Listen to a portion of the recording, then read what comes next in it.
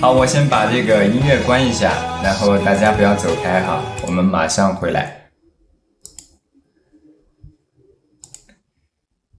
好的，各位同学，现在声音和画面都正常吗？如果声音和画面都正常，都能看到工具清单这几个大字的话，来敲个数字1，好不好？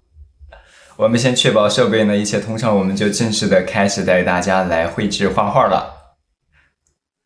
好的，都声音和画面都正常的，对不对？行。好，各位同学，欢迎大家来到易斗云的直播间啊！感谢大家的到来，也谢谢大家的关注。我是博云，各位新老朋友们，我们又见面了哈。之前我们很多同学呢都是熟悉的老面孔了，今天呢我们又在一个新的环境下和大家相见。同样带大家了解的内容呢，依然是我们山水画的一个表达。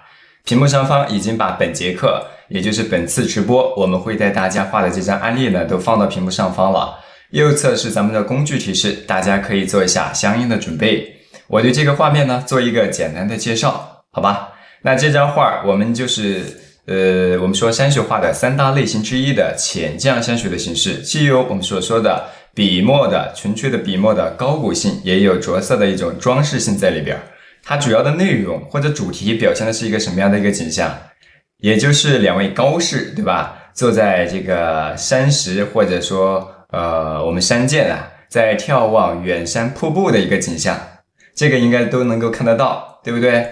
然后呢，这个画面呢，主要的内容有，比如说岩石和树木，还有我们瀑布所产生的一些云雾，这就是一些主题的一些内容了。然后当然会配合一些点缀的一些杂草啊、树木啊，对不对？在画面当中，好来点缀丰富咱们的画面。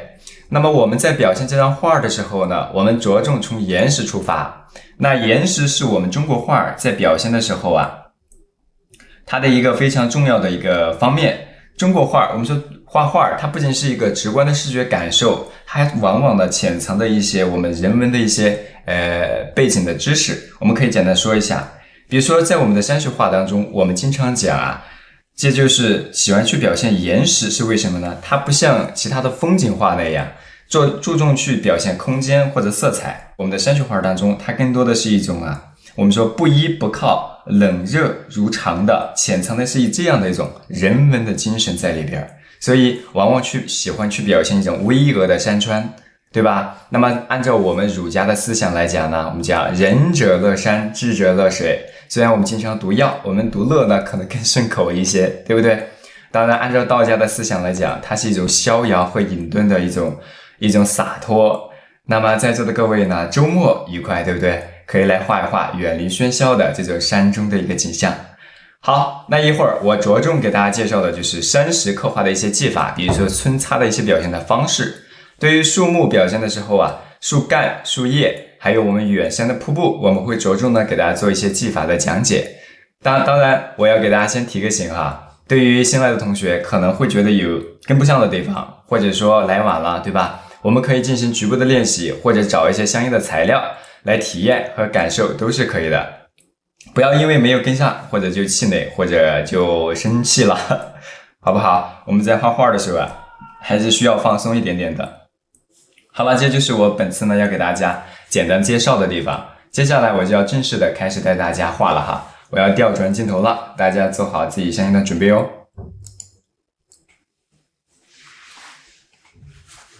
好，能看到我双手的同学来敲2个数字5。能看到我双手吗？把你们的双手，左手的5个手指头，右手的5个手指头都露出来吧。好的，咱们的设备都一切通畅，就要正式的开始带大家来画了。那左下角也有咱们的工具提示，大家做好相应的这个准备。然后我就要带大家来画咱们的这张山水的一种小景了。那当然我也给大家加了一个这个带有十字线的这个，可以方便大家去参考来绘制的一个案例图，大家可以看一看这样的话可以更方便一些。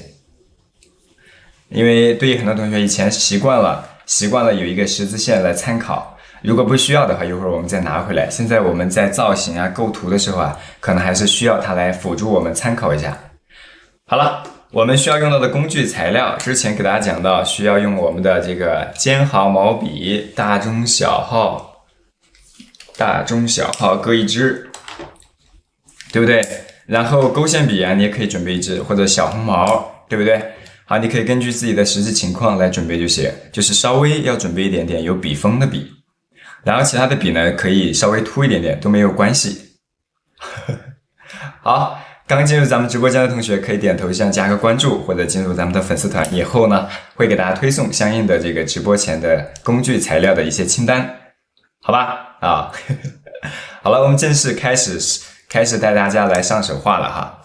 把其他的笔放到一边，我们先拿出一支小号的尖毫笔，然后从画面的底部，也就是由近及远来推着来画，好不好？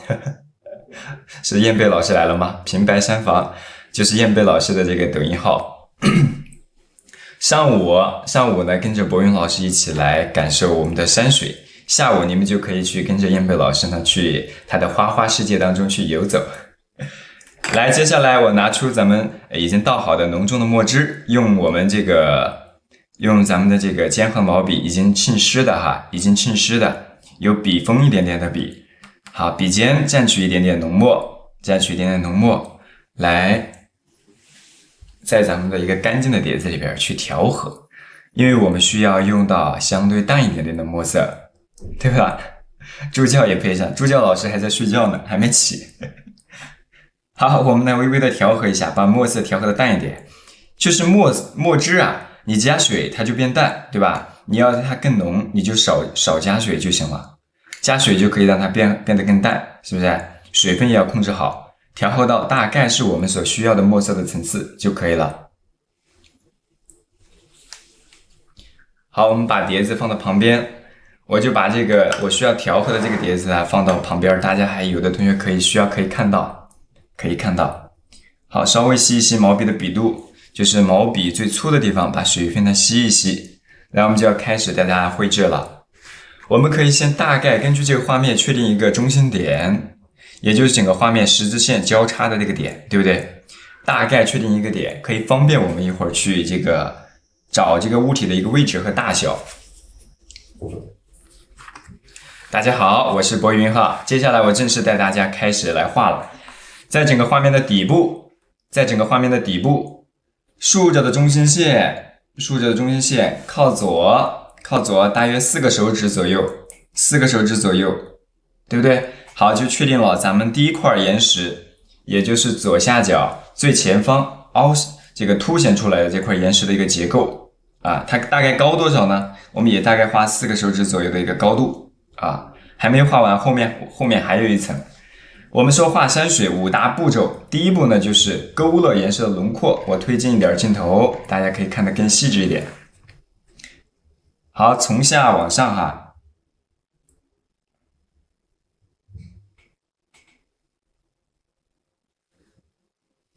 好，我们大概分了3段，把左侧的这个岩石的轮廓给它勾勒出来，以中锋的方式去行笔，也就是笔尖位于整个线条的中心线上去勾勒，然后从这个右侧我们再来画。好，这个岩石呢，它只是一个什么？一个角，但是它的结构线呢，它是有一定波折的，理解了吗？好，纸张的尺寸对吧？我再给大家示范一下哈。我们今天第一次开播，所以可以慢一点，等一等大家。左下角有咱们的工具提示，大家可以截下屏45×65的一个大小啊，稍微耐心点点哈。好，接下来我们就继续带大家来画了。第一块大家跟上了吧？然后我接下来再从它的后方，我们再来勾勒一下。好，再跟它加了2根结构线，这些也是可以说是以后面的这个皴擦的笔触。再从它的后方，从底部纸张的底部往上数，大约2指这么一个高度的地方，我们又给它环抱一个结构，它的一个结构在后边。这就是我们画山水的第一步，勾勒岩石的轮廓啊，然后再往右侧走，再往右侧走的时候，我们可以让笔尖呢稍微沾一点点浓墨，是吧？有一个转折，行笔呢可以稍微慢一丢丢。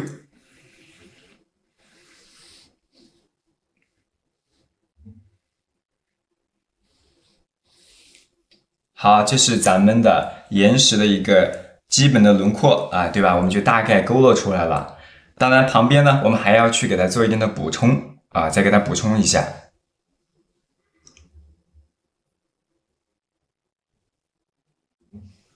好，从它的左下角、左上角了，应该是左上角了，是吧？加一块不太规则的一个方形的一个结构。好，我们用比较浓重的墨色。今天没有过多的去讲咱们的一些基础的，比如说用笔或者说用墨，是吧？因为我想来到直播间的可能大多数同学呢是我们以前的老面孔了，对吧？陆续呢，老师呢会给大家做一些基础的技法的一些讲解啊，给大家放到这个大家可以看得到的地方，比如以后我们的小黄车。好，在咱们的左下角，对不对？左下角我们再来补充一块，补充下面这一块的时候呢，我们可以稍微的加一丢丢水，是吧？你想让它浓就加墨，你想让它淡，我们就可以加水。在左下角，我们再来勾勒一块，是吧？勾勒完了之后，现在岩石它之间会有一些什么前后的一些交叠或者遮挡，这就是我们岩石的一个基本的结构。那么我们再往里边去画的时候，需要注意到什么？也就是勾完了第一步，第二步呢要进行它的皴擦塑造，把岩石的一种基本的、简单的这个体积效果给它表现出来，对吧？这就是我们要给大家讲到的皴法了。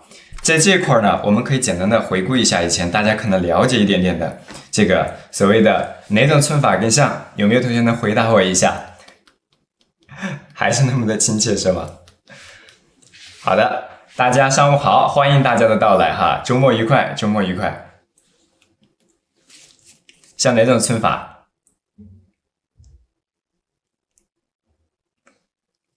没有同学能告诉我吗？好，我给大家说一下哈，也就是我们所说的虎皮皴，形似虎皮这个木头的一种形象一样，类似于哈。好，比如说头重脚轻，因为这个水比较大，是吧？它就容易形成一个圆头，我们尽量是平头见尾，所以用笔的时候啊，干净爽朗一点点，是吧？头重脚轻，行笔呢干净利落，它会见一定的枯笔飞白，是吧？枯涩一点点。好，这块呢我就给大家画到这里了。好，大家大概的说到这里，然后接下来我们开始在这个岩石的前后交叠的地方开始画起，对不对？好，从交叠的地方往后走啊，它有一个由浓到重的一个过程，是吧？前面可以稍微的重一些。当然，在画的时候啊，我们水分呢可以把控一下。前方它是这个笔触比较清晰，后边交叠的地方呢，这些笔触它相对来讲都比较什么含混，就不一定那么清晰了，甚至于从上往下、从下往上的笔触都有。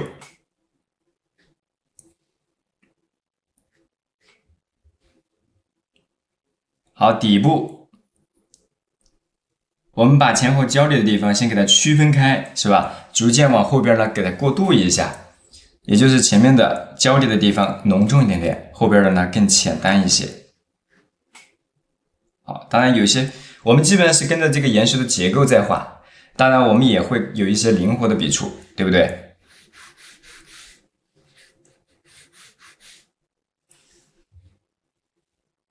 好，我们继续。然后在它前后交叠的地方，左侧它相对浓重，右侧呢我们就要画的更加的什么？好，我们先把这个角度给它这块稍微的加几笔。好，角度右侧在画的时候呢，墨色它相对更淡一点点，对不对？比如说头重脚轻的这种笔触，有的时候我们皴擦的时候，笔触它可以稍微的连贯一点点。好，在皴的时候，有的时候老师你这个好像不太像虎皮呀，对不对？好，我们说皴法只是帮助大家建构最基础的一种笔墨表达的形式。你越往后面画，你会发现皴法越来越不重要，而是所有的皴擦的笔触，它是服务于我们的画面的。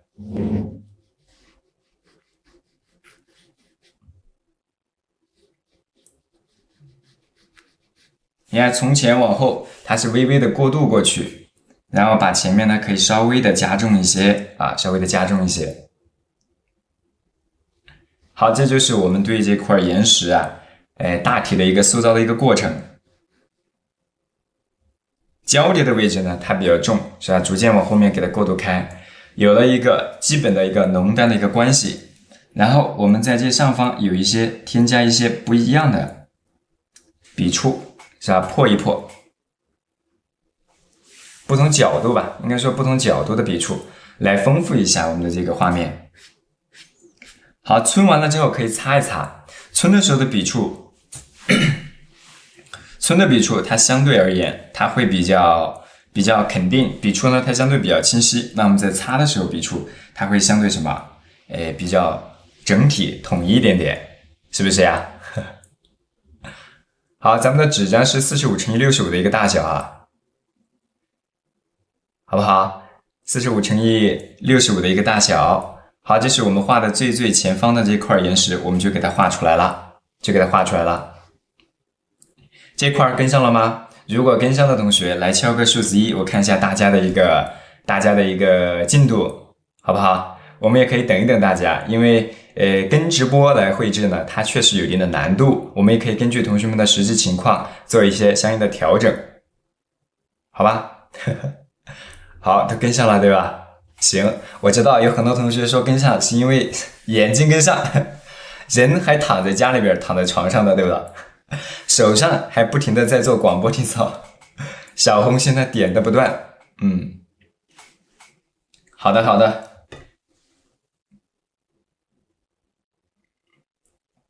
有音乐声音吗？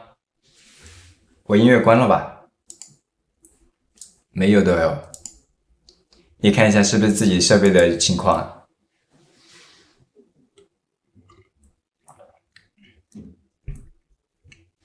好的，那么我们就先画到这里了。接下来我们呢又要继续往后面去给它进行表达。这块岩石因为画完，很多同学用生宣画的肯定还没有干，对吧？我们呢可以等一等，然后我们来先画一画它周边的一些杂树，在它边角，我来把这个杂树的这个打开来带大家画一画。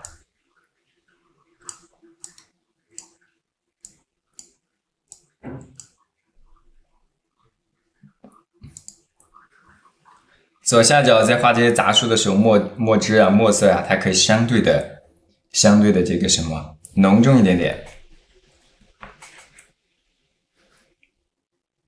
画这个树的时候，不一定要比这个岩石高哈，我们从上往下由细一点到粗一点的这个过程去加就可以了。好，因为在这个边角嘛，是直接勾线的方式去表现的。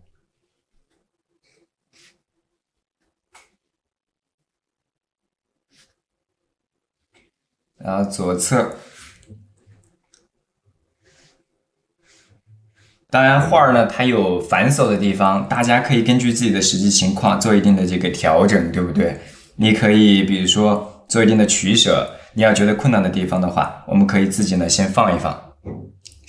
我用的是尖号小号，画面小了看起来费劲是吗？你可以全屏或者投屏投到咱们的画面的这个电视机上面，我把这个镜头再放大一点点，这样会不会好一点？这样应该会好一点吧？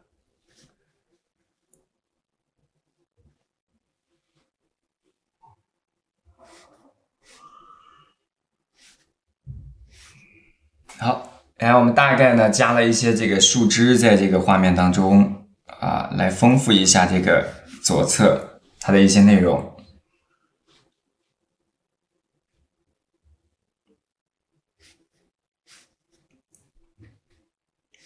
这一块它需要一些繁茂的这种枝桠，我们自己在画的时候呢，兼顾一定的疏密和长短就够了。好，然后我们再从它的这个右侧，是吧？我们呢再去给它加一加。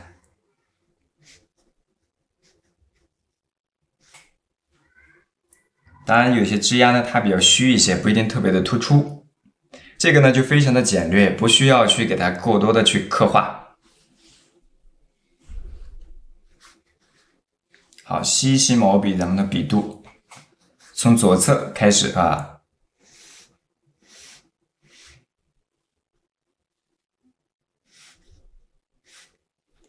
好，用笔的时候呢，它就实一点就行，这个不需要大家过多的去说我要怎么去用笔，对吧？大概有一定的这个姿态啊，有一定的姿态就行。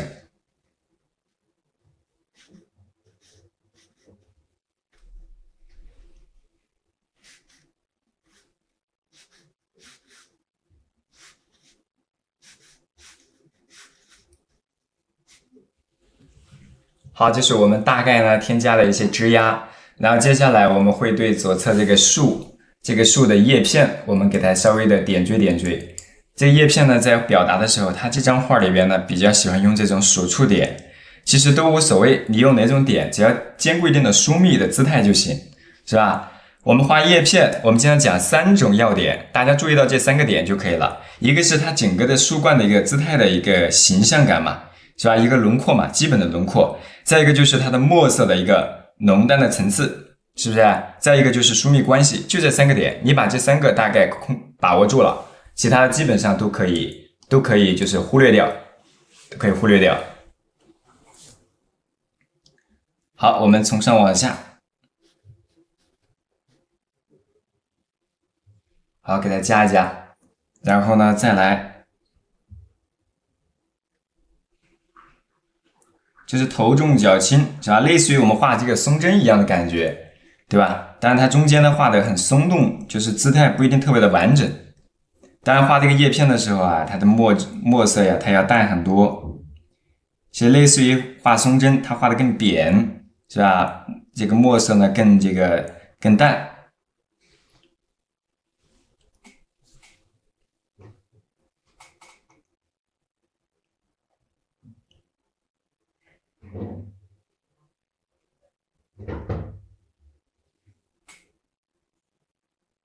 好，我们可以逐步的去给它丰富起来啊，给它微微的去点一点。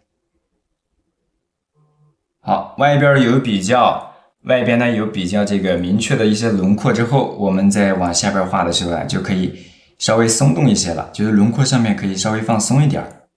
放松一点是什么呢？不均匀于这个轮廓。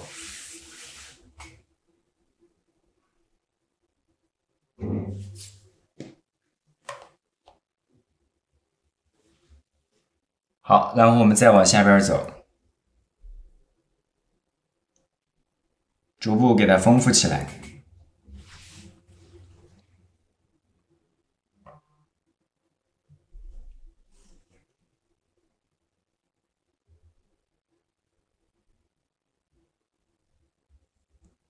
是吧？这一块就是要通过点，用线和就是用我们的线条和我们的点来丰富，来这个营造，来塑造咱们的画面，点线面结合来塑造，对不对？来表现嘛。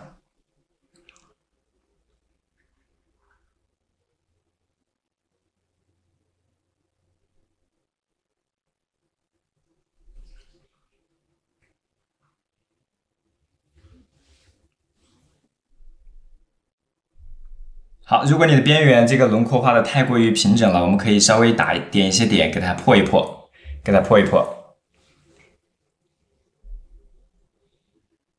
啊，当然也不能让它们完全连接不起来，我们可以适当的丰富一下，适当的丰富一下。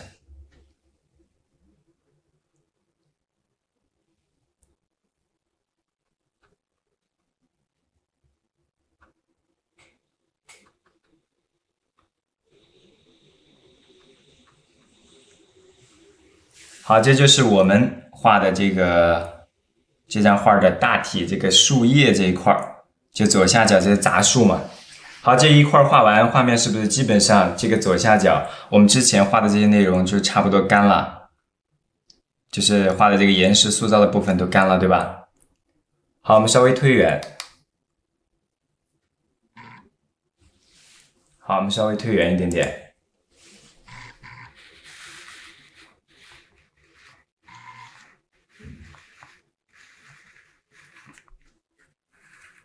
好，我们整体观察局部着手，把左下角这一块的小数是吧点出来了，点出来了。然后接下来我们再从右侧走，从右侧画的时候依然是用比较浅淡的墨，我们把底部这个小的浅滩或者说咱们这条小道给它画出来，加水调和一下我们的墨色。来，我们可以看一下哈，可以点咱们的头像加个关注是吧？如果还没有关注的同学，以后我们会陆续呢给大家先推送我们相应的直播通知，包括我们的工具清单等等，是吧？包括高清的案例图，也可以点击头像进入咱们的粉丝群。好，用淡淡的咱们的这个淡墨，从右侧，从左往右，我们开始把这个浅滩或者说咱们这个小的这个平坡给它表现出来，稍微的皴擦一下。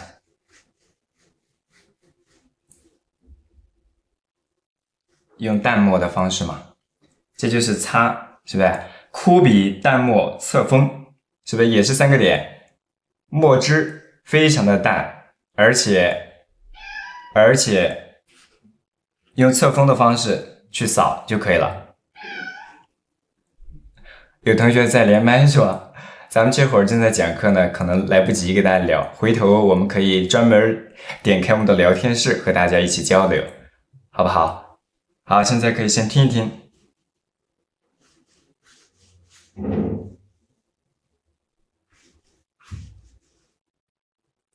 然后再从它的左侧，我们要来勾勒这个轮廓，对不对？它山涧的这个后面的小平台，好，从这个接近山顶的位置，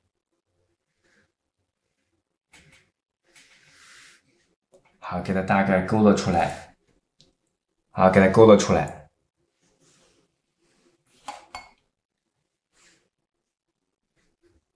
后边有个浅滩，有个小的平台，也就是2位高士，对吧？我们古人呢喜欢去表现这种比较儒雅、有一定的素养、有一定的知识的这个男性的形象，我们往往把它称之为高士。在画的时候呢，我们把它这个平台也给它先勾勒出来。平台也就是3部分，也就是2部分了，一个是我们的顶面，再一个就是咱们的侧面。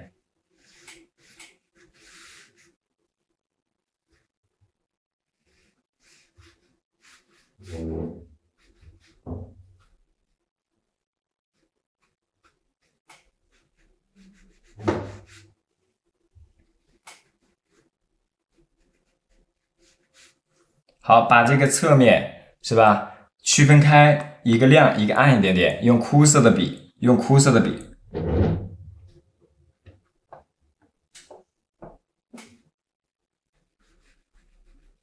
好，给它点出来是吧？从上往下去皴一皴，稍微带一点点不同的这个结构线就行。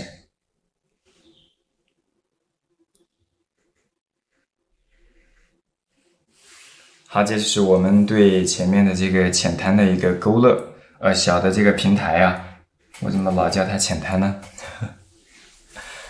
好，我们稍微的等一等大家吧，我要喝口水。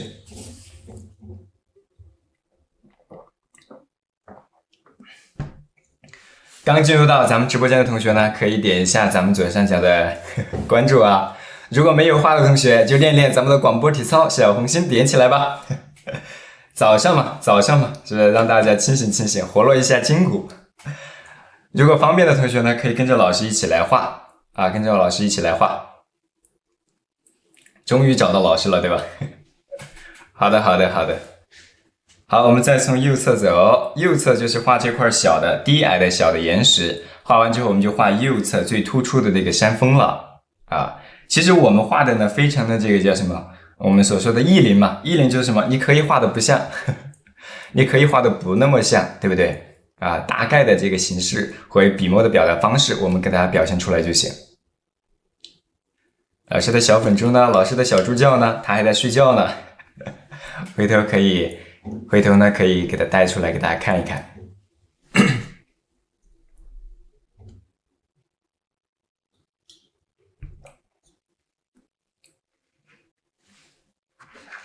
好，接下来我们要开始用比较重的墨了哈。这块前面是浓，后面是淡，然后在左下角我们在画的这块比较浓重的墨色呢，墨汁呢它也要更加的浓重。老师建粉丝群，我现在直播呢没法建啊，别着急，我们陆续建，好不好？建了之后呢，告诉大家，这些都不急，陆陆续续的我们都会进行的。终于见面了。好久不见啊，咱们的老朋友们都是熟悉的老面孔了，好多。来，从下往上，我们去勾勒一下岩石的一个基本的轮廓，对不对？好，勾勒到这里之后，内部呢可以再细分一点它的小的结构。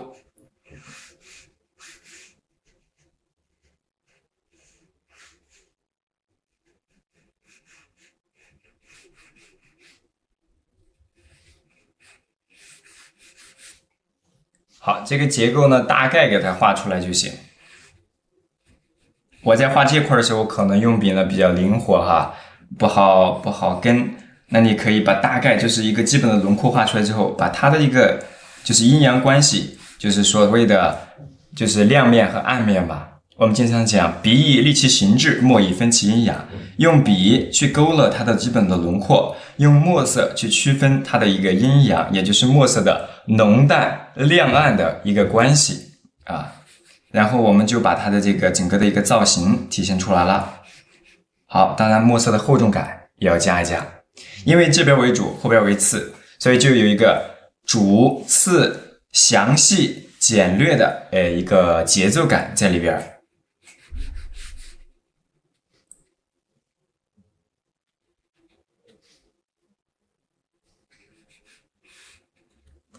好，这是我们画的这块岩石哈，大家可以在这个自己的这个画面当中也加一加。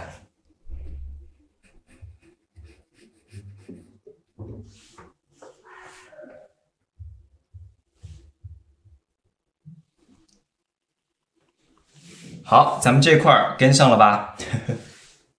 好，这块岩石的周边呢，它也会有一些小的细节，我们也来给它画一画。我们现在换一个比较小一点的笔。小号的狼毫，用的是生宣卡纸，我用的是生宣卡纸。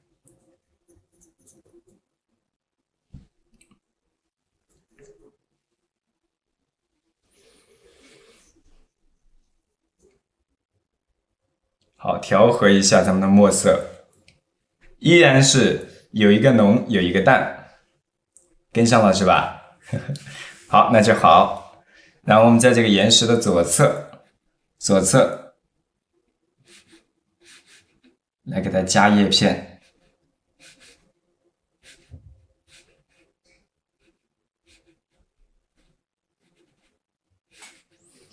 我把它推进，是不是看不到了？放大。这个是一种杂草，但是呢，我们给它勾勒了一下，就是双钩的这种轮廓。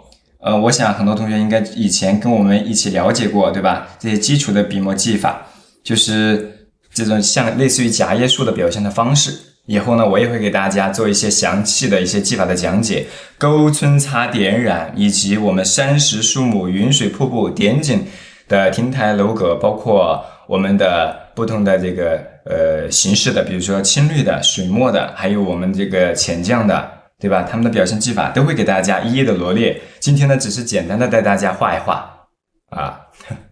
第一次听我的课吗？那欢迎你啊，欢迎你。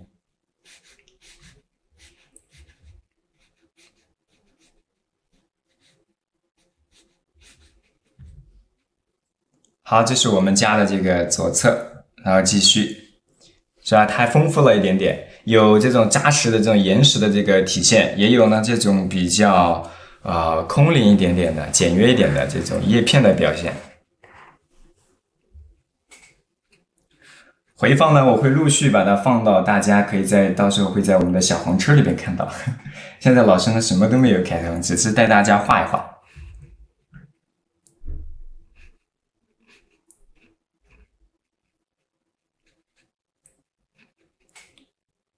好，然后这上方我们再继续。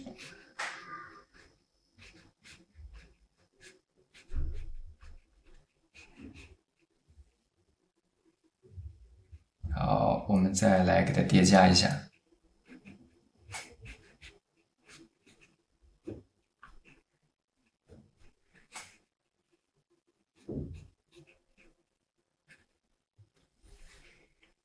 好，这是我们加到了这块岩石上方，对吧？在岩石上给它再点上一些小的胎点，对吧？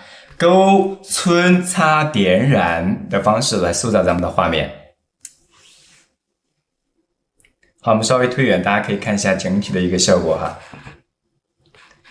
这块有跟上吗？好，我们可以回过头来把前方呢又再来精细的刻画一下，画山水呢需要一点耐心啊。你要看这个什么呢？看到最后，你才能看到它的最后的一个效果，也就是最精彩的效果是在最后的。前面呢，要希望大家有耐心的跟一跟哦，好吧？好，接下来我们需要来一点点浓重的墨汁来点一下岩石上方的这个胎点啊。我应该用我的这个画大处的地方，我们就用大一点的笔。画这个精细小一点的地方呢，我们就用小一点的笔。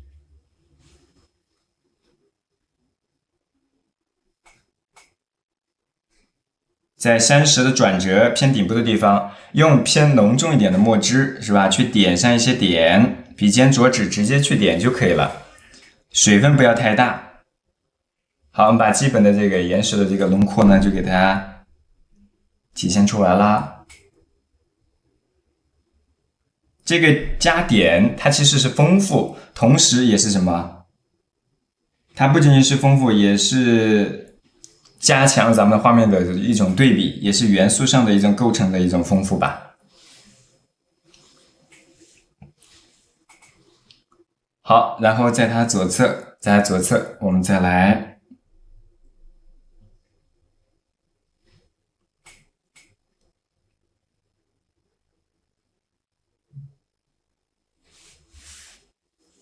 好，大概呢我们就给它加到这里了。好，给它加到这里了。好，在岩石的这种底部和我们的这个叫什么小平台连接的地方，可以点上一些小的胎点。好，这块是吧？通过皴擦，它是不是逐步就丰富起来了？然后点景上的这个平台上的点景人物呢，我们先不画，我们可以等一会儿，最后才来叠加。好不好？最后再来叠加，然后在它们的边角的地方啊，我们也可以先给它加上一些胎点。加完之后，就前方嘛，稍微加点胎点，点到为止，不要点的比前面多了哈。它毕竟在后边。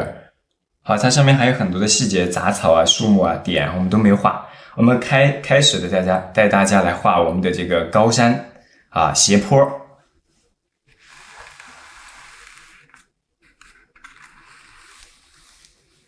好，我们一起来看一下哈，从这个画面的这个顶部开始，在画远山这个高山的时候，我们用的墨汁依然是不会特别的浓重啊，可以淡一点。相对前面来讲，它可以淡一些。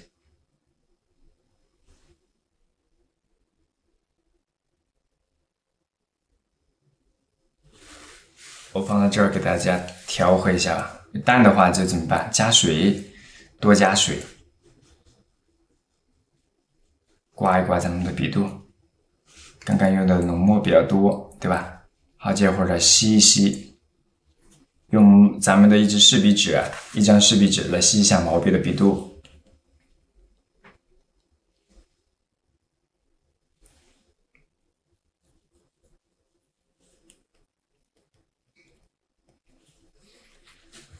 好，接下来在画的时候，我们树木呢先留出来。大概这个岩石位于哪儿？它位于我们横着的中心线。我刚刚是不是打了一个点？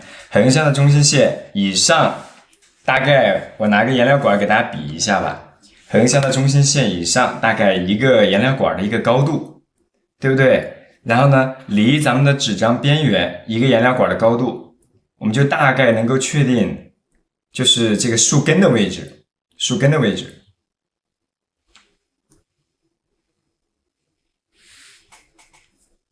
基本的轮廓我就开始了哈，你可以先看一下。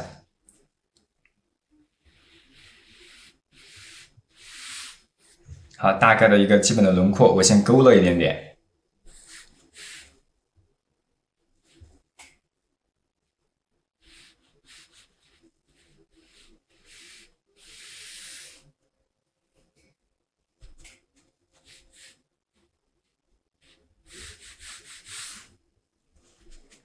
好，它在皴的时候，有些笔触它会有点连贯啊。我是尖钩带皴吧，尖钩带皴。它的岩石呢是一个倾斜着的一个造型，倾斜的一个造型。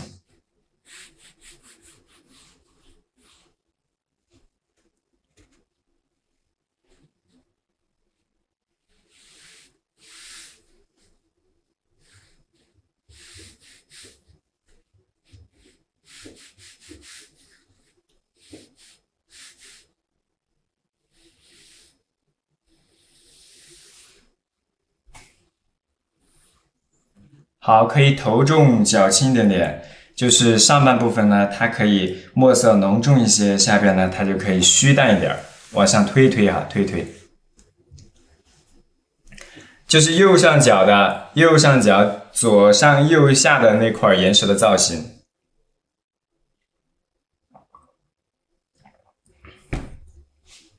都好久没有摸笔了，对吧？好 ，NN 日语小剧场。手背墨香同学，还有妙音飞扬，感谢咱们的欣欣小姐姐，欣欣小姐姐成了咱们的榜一，对吧？再次成为榜一，感谢，默默的成为榜一的这个小姐姐。好，接下来我们呢再继续，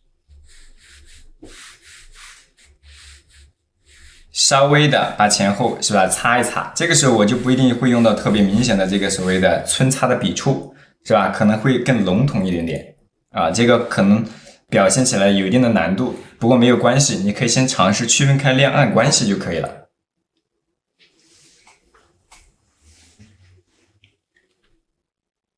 好，然后我在大概位于整个画面的右侧一半的地方，我们再来接一块轮廓啊，再接一块轮廓。接的时候墨色依然是要虚淡一点点啊，前面的比较虚。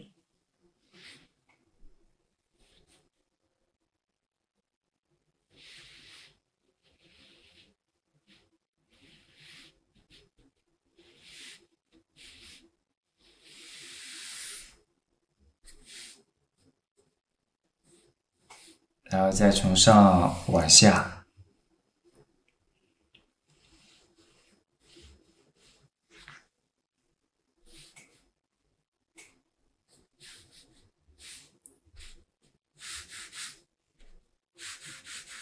都基本是跟着岩石的一个结构线，我们会皴擦一些笔触。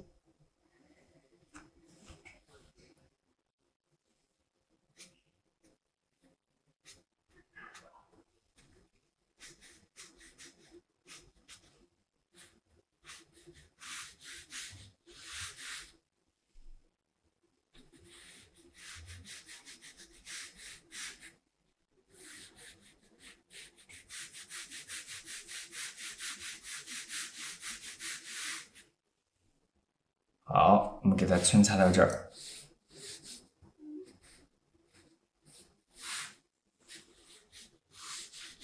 擦的时候墨色一定要淡哈，它不能覆盖了之前我们所表现的这些笔触。好，在这儿，我们呢给它稍微的加一点这个轮廓的笔触。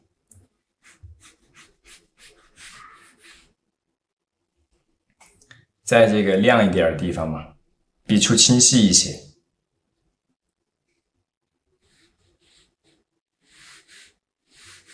好，前后交叠的地方可以对比明显点，就是增强它前后的一个关系，从前往后可以做一定的墨色的过渡，好不好？点关注不迷路，这道挺顺口的啊。好，接下来我再从上往下来接一块它的岩石的造型。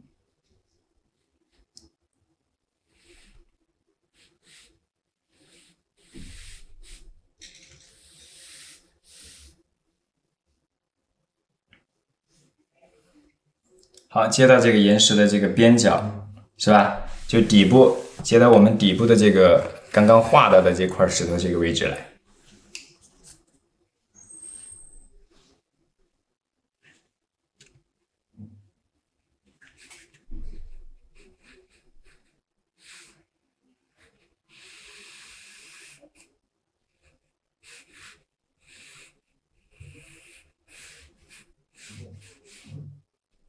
好，底部又要逐步的去给它丰富一些结构线。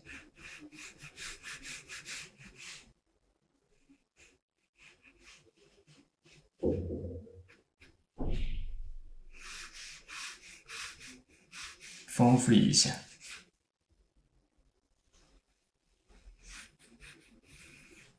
就把前后交叠的地方给它擦一下，擦一下。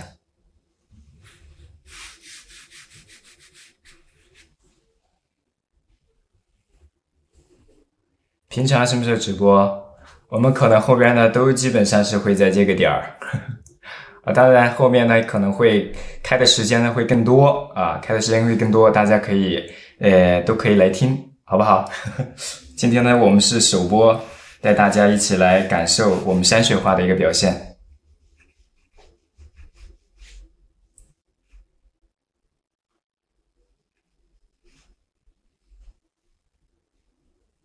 好，这块跟上了没有？如果这块跟上了，同学来敲个数字1，好不好？看一下大家的一个进度哈。开播大吉，开讲大吉，开讲大吉。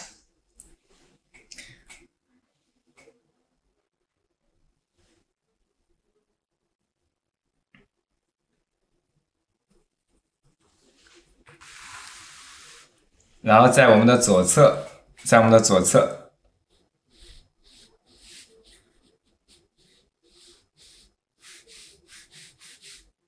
加上一点这个小的岩石的这个结构线，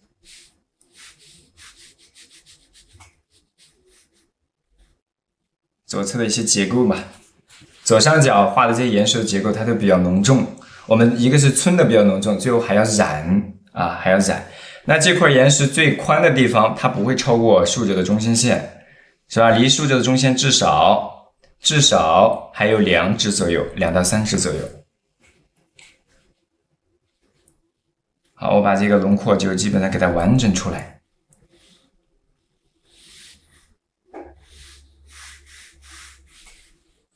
好，枯笔和飞白是吧？是经常容易在我们的山水当中看到的。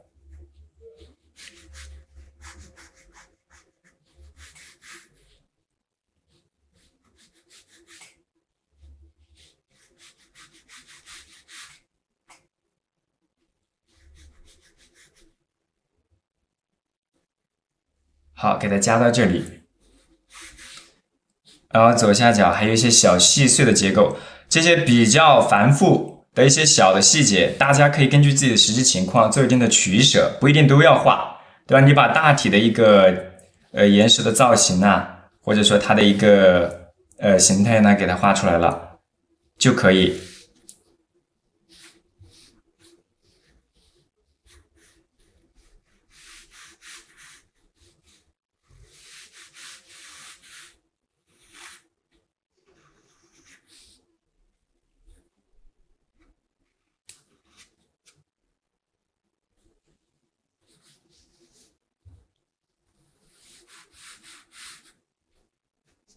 好，然后从左上角，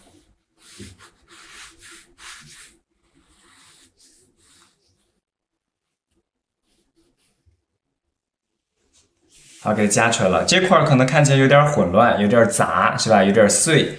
我们现在就可以给它做一定的调整。怎么去调整呢？给它做好墨色的一个过渡啊，一个过渡和统筹，是吧？不要让它这个显得那么的杂乱。对比和过渡是我们在表现这个山水的时候，要表现出它的一定层次和空间，包括细节的时候，都始终是要把握住的地方。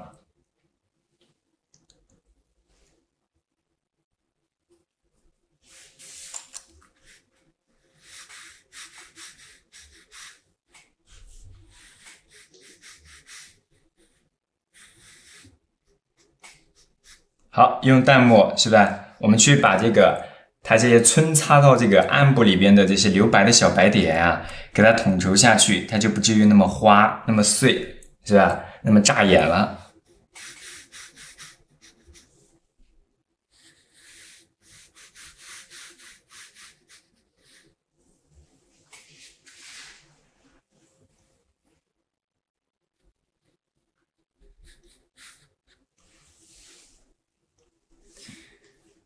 好的，然后这就是我们对于这个画面当中的一些大致的一个刻画，大致的一个刻画。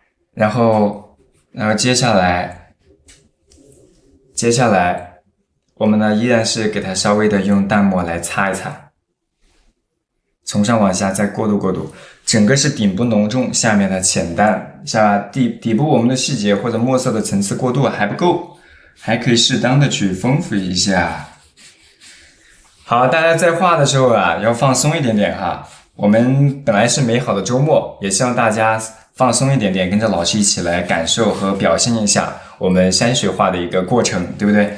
啊，不要因为比如说一些细节我没有跟上或者没画好，是吧？就懊恼生气，影响了一天的心情。美好的周末就应该放松一点点啊，放松一点点。这是因为跟上直播来画呢，对于初学啊，对于很多就是还没有这个怎么接触的同学来讲，还比较陌生的同学来讲啊，还有一定的困难，这是正常的，正常的，好吧？不会的是吧？啊，不会的就好，保持一个愉悦的心情就行。好，大概的我们皴擦过渡了一下，把这一大块岩石的一个厚重感吧，是吧？大致的细节大概的画了画，一会儿我们再根据画面整体的一个情况，再来做一定的调整，都是可以的，啊，都是可以的。来，我们呢再继续。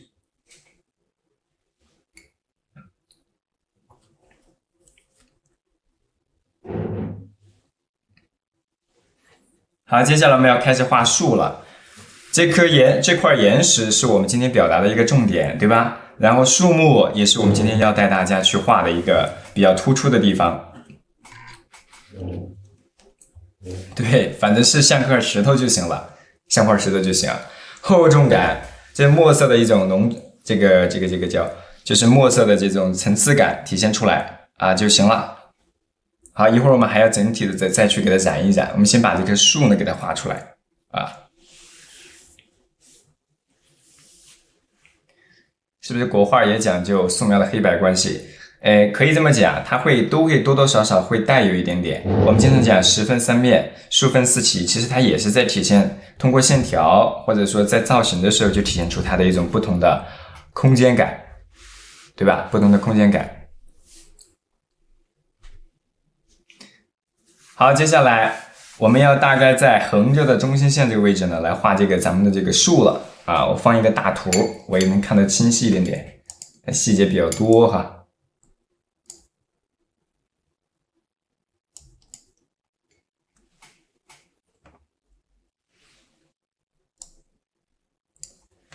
好，然后从咱们整个左侧，从左往右，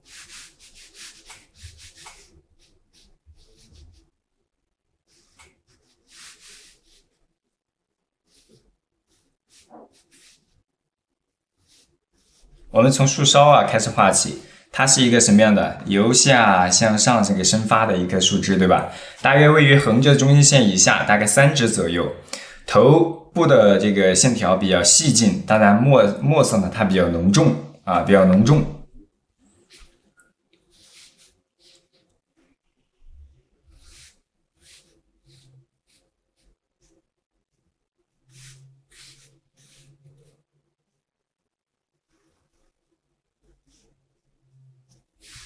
然后在它底部我们再来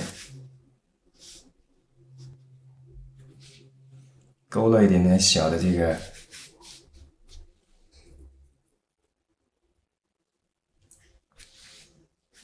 小的树枝枝桠，在它旁边，这样穿插在里边，双钩嘛，由细到粗的一个过程。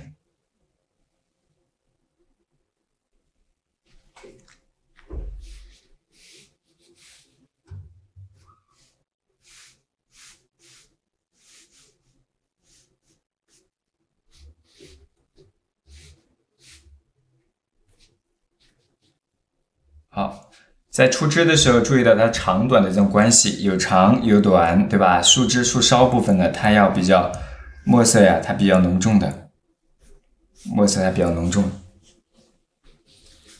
那接下来往这个树的根部走的时候，因为两头都比较重了，那么中间你看树也比较重，石头也比较重，对不对？那么我们画到这块的时候，这个树干、树根部的时候，我们就要让它淡一点点啊，这样的话它更有层次、更有节奏一些，对不对？啊，对比起来它效果会更好。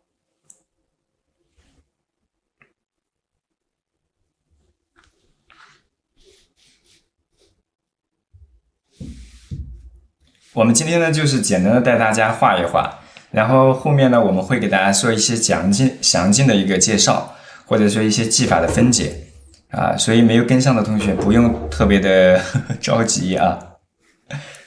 万事开头难，初次了解，可能工具材料什么的都还不太熟悉，这都是很正常的，这是很正常的。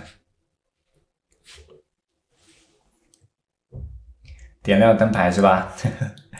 好，欢迎大家啊！赠个这个粉丝灯牌是吧？好，然后我们再来把这个树的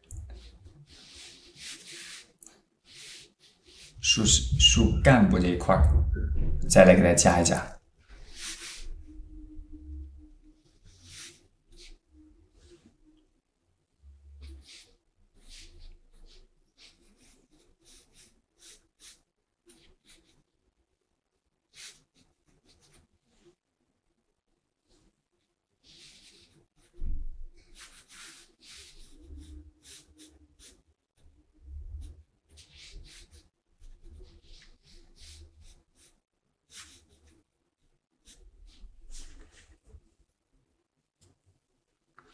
然后我们再继续往下边走，再往后面走的时候，就是把这些细节或者树的整个姿态呢，给它丰富的完整一点点。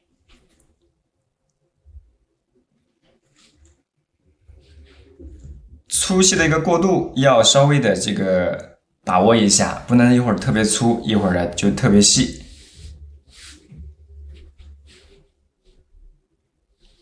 在这大的转折的地方，我们就很容易给它画一些什么树枝出来。画一些小树枝来丰富咱们的这个画面。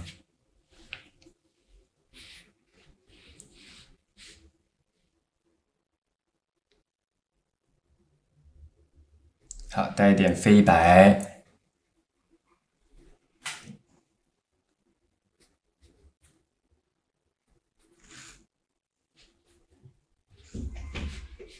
再从我们画面的上方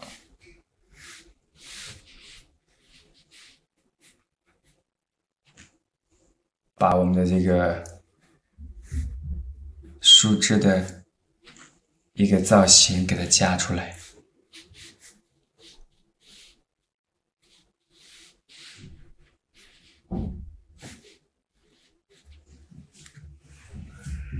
好，我们稍微的等一等大家吧，等一等大家。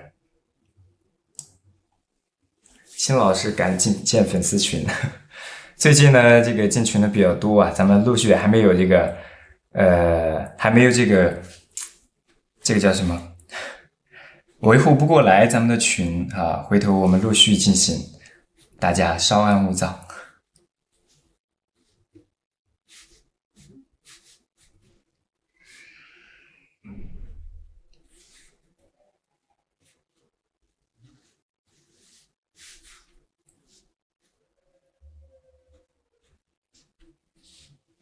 拉远一点点是吧？拉远一点。好，这就是最大的一个空间了。目前镜头摆的不高，这是双钩术法。比如说我们在画一些那个墨梅是吧？画那些梅花的这个枝干的时候是直接着笔，对不对？直接画。那我们在画这个树干的时候是双钩的方式啊，那这种呢更可控一些，相对要简单一点点啊。像那个直接画墨骨的那种树干，要么画的就很好，就很有笔墨的趣味，要么就画的很不好，是吧？我们折中一点，初学可以先从咱们这个简单一点的着手。这是松树，以后大家还可以去了解的就是我们的这个我们有松树、柏树，包括很多杂树的一种表现。因为我们在中国画当中呢，它有很多符号化的一种表达。松树往往呢，我们寓意着一种人们的一种什么四季常青啊，包括我们说的一种长寿的一种寓意在里边啊，包括柏树等等，是吧？松柏往往我们是寓意着基业长青啊。是吧？四季常青的一种景象。好，然后我们再来把这个树的根部给它画出来。在古代的画家当中，是吧？基本上是人手一棵松，是吧？人手好多棵，都喜欢去表现这个松树，所以松树这些啊，都基本上是画烂了啊，基本上都是画烂了一样。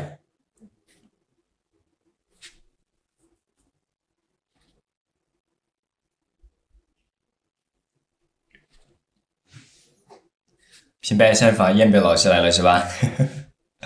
好，下午你们就可以跟着他去感受咱们的花世界了。现在可以跟着老师呢画咱们的这个山水，是吧？周末嘛，是吧？你不一定出得了门，但是呢，可以在纸上呢游走我们的美好的山川。好，大概把我们的树干和这个岩石衔接起来啊。我今天没有画特别多的细节哈，画的相对来说简单潦草一点点。我们后面呢会给大家做很多精细的，从基础的是吧？我们说的一些基础技法，刚说到的有皴法、树法、云水瀑布、点景、亭台楼阁等等。那我们也会画到一些，比如说像彩墨，对吧？也会画到一些类似于这个叫什么？我们临摹古代的历代名家的这个经典，以前很多同学可能跟着我一起临过，对吧？也会做一些写生和创作的一些相应的一些这个教程，让大家呢去学习和了解。现在我们就画简单一点，好吧？初学呢要更好的去入手。好，然后呢，我们从前往后，从树梢部分呢，可以适当的去皴擦一下，也就是稍微给它擦一擦，是吧？枯色的墨给它带一带。当然，这个也对于很多就是没有接触过的同学而言，它也不简单，因为我们工具、材料什么都还不太熟悉。孟轲老师也来了，是吗？啊，以后你们也可以去看一看。好，来，接下来给大家说一说树干上面的这个皴法。看好了，重点来了，抬头，看我这里啊，先别画了，抬头啊。来，我们来说一下这个在皴的时候，我们经常讲叫松皮如林，柏树缠身，对不对？这个我想同学们都非常的熟悉了。它怎么去理解呢？啊，谢谢。好，怎么去理解呢？其实就是说这个树皮的这个形似啊，它的这个特点呢，它类似于像那个鱼鳞一样。鱼鳞是什么样子的？大家都吃过鱼，对不对？至少也见过。它就是这样一片叠加，两片这样去叠加起来的哈，相互遮挡的。所以我们在画的树的这个时候啊，也基本上是这样子，啊，类似于这样。但我们画的不一定特别的规整，因为我们在表达的时候呢，要追求一定的笔墨的表现性，是吧？有的时候呢要明确，有的时候呢我们要这个要这个什么呢？简单一点点啊，要简单一点点，从上往下，是吧？皴的时候啊，有明显的，有非常密集的，也有稍微的这个简略一点点的，对不对？有浓重一点的，也有呢非常疏朗一点的，有比较明确的，有比较模糊的。说多了有点复杂，我们来示范一下。就是画的时候，有的时候明确一点点，有的时候潦草一点点啊，要用枯涩一点的笔有大有小，不要把整个树干呢都给它皴了，所以它留有一定的什么？留有一定的这个余地，留一定的这个留白。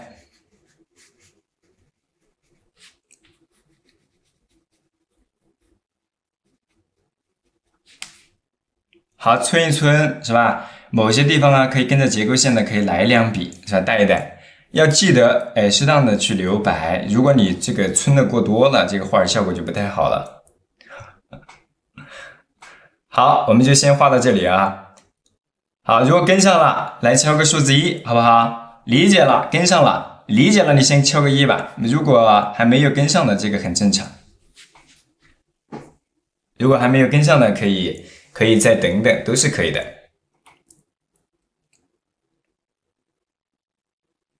好，树根部啊，我们就直接留白，因为这块岩石已经画的比较模糊了。树根呢，我们就留白，这样的话画面之间它会有一个对比。树根部这一块呢，可以稍微让它跟这个岩石的墨色保持一定的区分，所以我们可以稍微的加重一点点。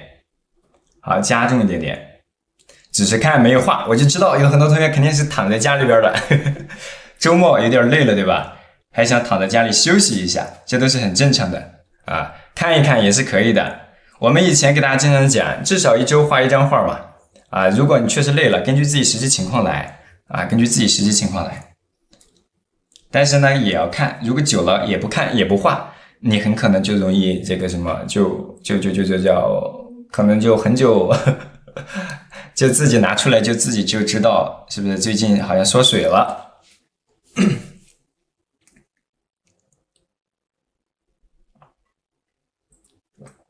好，这是我们画的这一块，然后我们先不画树叶，把岩石呢给它丰富完整起来，把山石右侧的山石右上角的也给它加出来。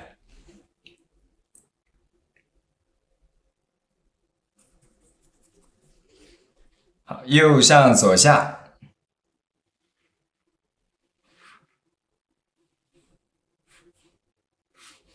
从下往上，对不对？时起虚收。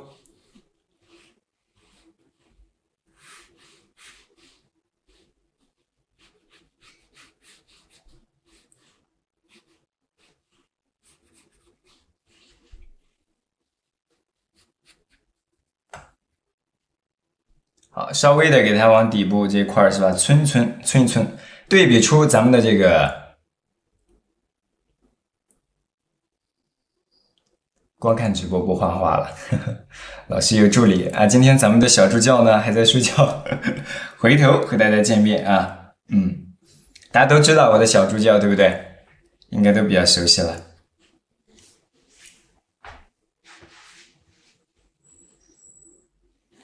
好，接下来我们再来继续啊，我们再来画后边这一块的时候，墨色就要比较浓重了，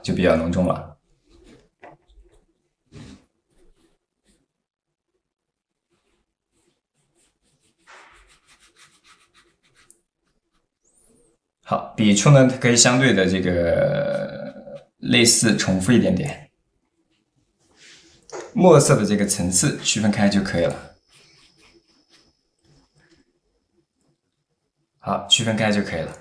好，这是我们画的这个岩石这一块，画出来了吧？好熟悉的同学呀，都是熟悉的老面孔啊！当然也会有一些新进入咱们直播间的同学，都欢迎大家的到来，也谢谢大家的关注。刚进入咱们直播间的同学呢，可以点一下左上角的咱们的头像，点点关注以后呢，可以进入到咱们的粉丝群，我们会提前给大家发送我们本节课每次直播的高清的案例图和这个工具清单啊，包括我们直播的时间等等。以后我们也会做一些，包括你像在微信群内的同学，我们就会陆续给大家分享中国画山水方面学习的一些相关的知识，或者说相关的内容。好，树干上面可以点上一些小的点，胎点嘛，来丰富一下。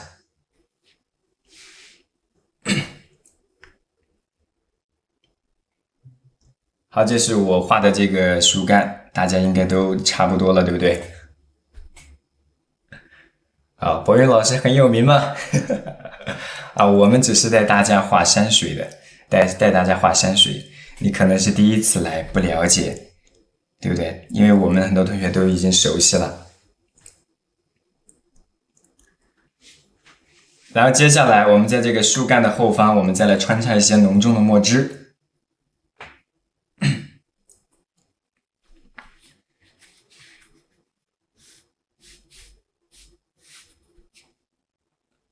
穿下这些树干、树枝的时候啊，它的这个墨色啊，相对比较浓重。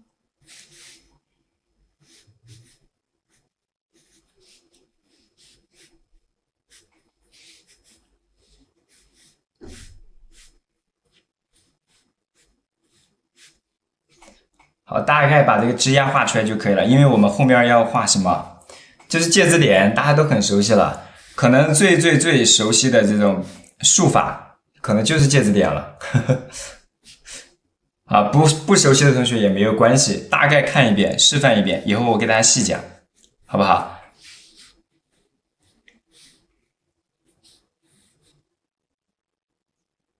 然后我们再来往后边走。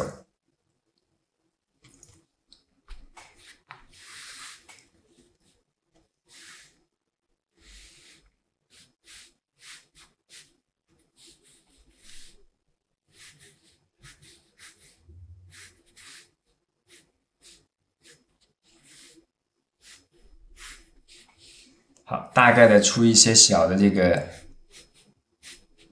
枝丫在后边，我们来加这个芥子点，包括我们树上面还有一些松针等等。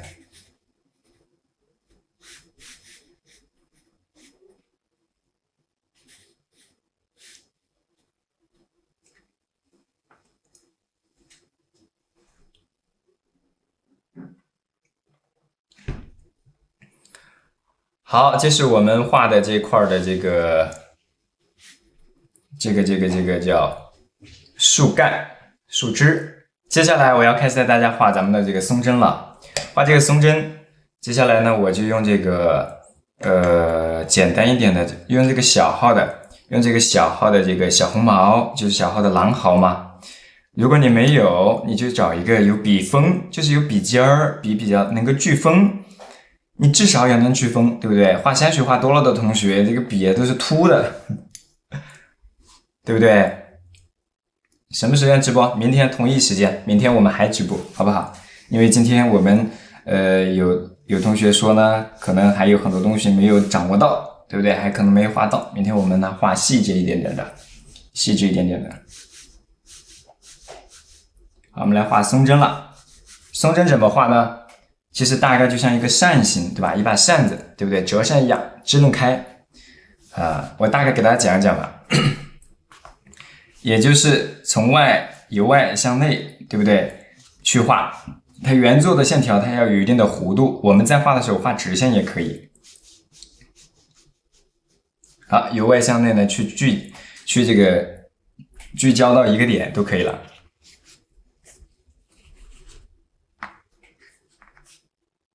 好，然后接下来我们再继续。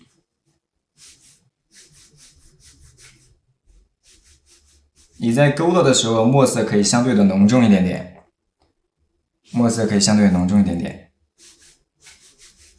根据我们的整个树冠的一个枝丫，我们来进行勾勒。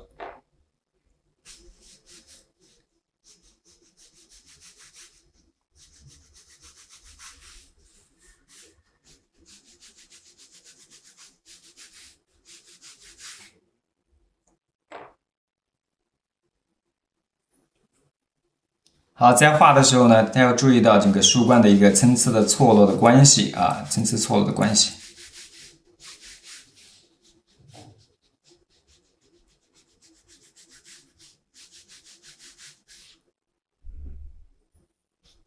然后再来，就是它们可以有一定的交叠，但是画这种线条，大家要注意到对水分的把控。当然，初次来画，就是这种重复的去各个角度的去勾线这种方式呢，对于大家来讲，是吧？对于初学的同学来讲，肯定是有难度的，对吧？你可以先局部练习啊，然后呢，再跟着老师一起来画，都是可以的啊。根据自己的实际情况来变异形式。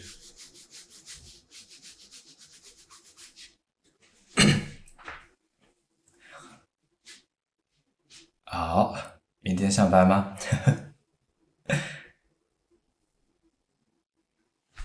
松针长短不一，比较生动。对，我们呢，并不会画的一样整齐的啊，好不好？这是我们松针的这个表达，然后我们从上往下。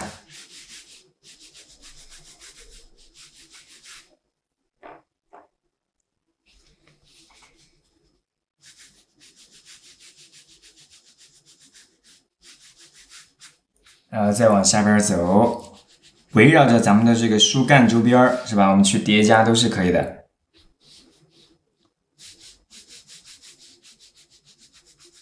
这个呢，重复的量相对来说比较大，大家稍微要有点耐心哈，稍微有点耐心。然后呢，在这个边角这块我们要给它参差错落开。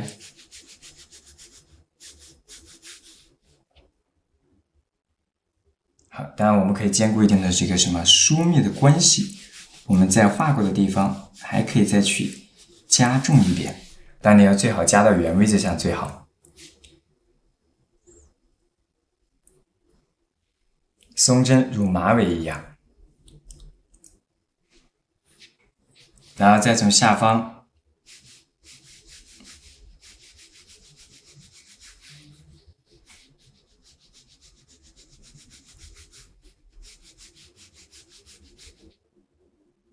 好，再从下方我们开始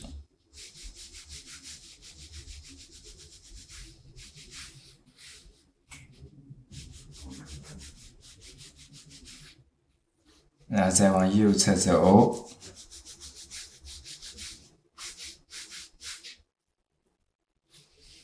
然后再往边角，对吧？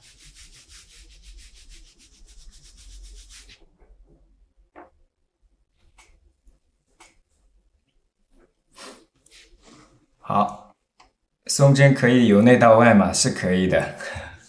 松针这一块有难度吗？有困难的同学可以说，我可以给大家再说一遍哈，再说一遍，然后再继续跟着我们的这种出枝对方向，对不对？位置呢，我们可以再去叠加一下。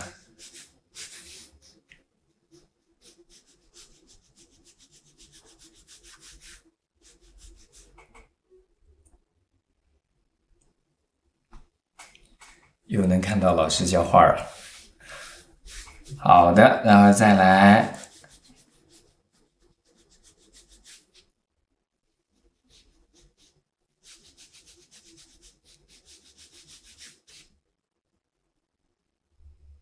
然后在这个下方，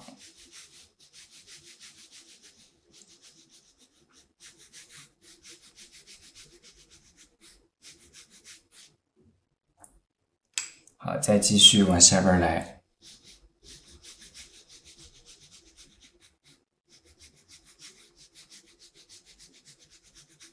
如果觉得困难，你可以做一定的取舍，就是画一些少一点，把大概的姿态给它画出来就行，好不好？因为确实比较繁复哈。明天我们画一个简单一点的，更简单一点，细节更可控、更好把握一些的这些作品。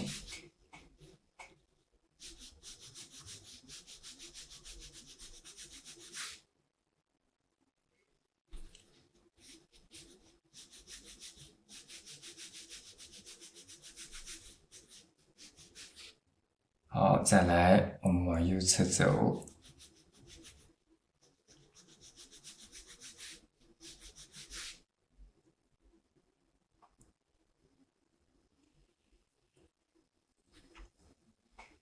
然后我们再往右侧。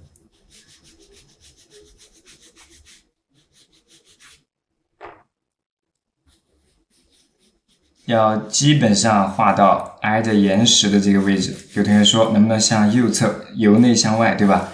你有些角度，你像这样去往内画，那其实确实不方便。你都可以就是灵活一点点，对不对？好，我们所有的表达都是为了服务于画面，你可以自己灵活一点点。甚至有的同学啊，我这个角度不合适，我把画拧一下，那也是可以的呀，也是可以的，好不好？好的，然后接下来接下来我们就要继续把这个画完了。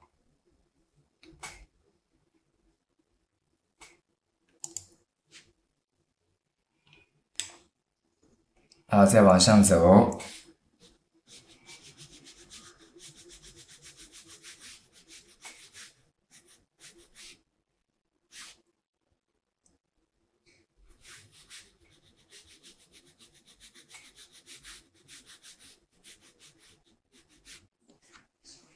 要画出，就是你画的时候不能太过于露尖儿，对吧？那个尖儿啊特别锐利，然后扎人的感觉，对不对？那种呢就可能就是收不住笔，对吧？你现在可以那样去画，就是当我们画多了之后，其实你能看到，其实笔锋处它是会有一定的这个顿笔的这个小的动作，它线条它是会比较沉稳的，它不是飘的，对吧？你要是飘的话，那这个东西呢，就画的有一点点草率了，对吧？可能就潦草了。有的同学的笔飘的就是什么呢？他靠惯性甩出去的，哎，一笔下去，咵一笔，咵一笔就出去了。那样的话，你很容易这个什么，就证明你可能控笔上自己还有一些不自信的地方，好不好？要稍微加练习。好，在这种密集的地方，你看稍微会加重一点点。好，整个边缘的参差的错落起来了，也有一定的浓淡的关系了。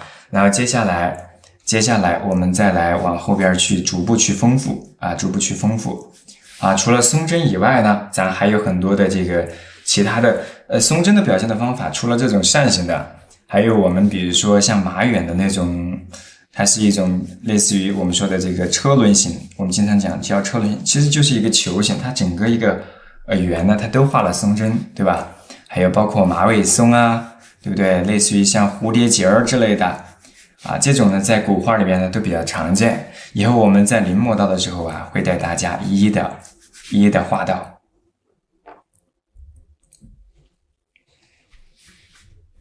声音还可以是吧？我今天用的这个麦呢，它是无线的，我害怕就是可能现在回音有点重，对不对？啊，回过头来我们弄一个比较清晰一点的，然后呢再往右侧走，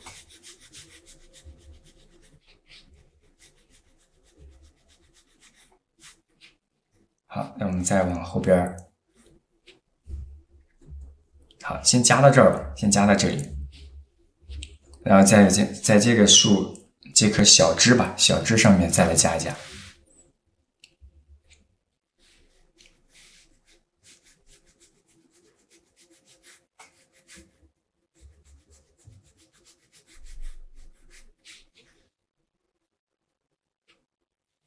好，然后我们再往下边走。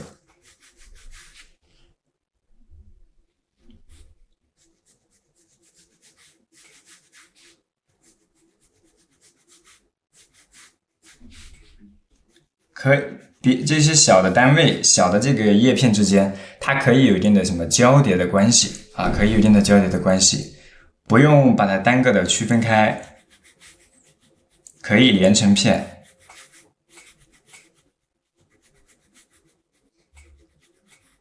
好，在这块上面呢，我就不一一的等大家了，因为这个它需要耗费的时间比较多。其实我等，可能很多同学可能也难以跟上，因为在座的同学呢，可能大家对这个东西的熟悉或者说敏感度呢不太一样。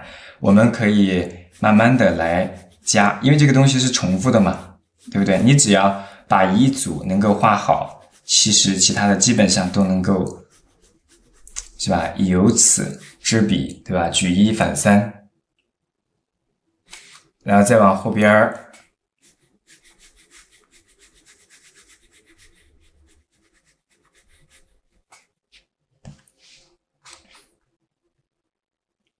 好，然后我们再往右侧来。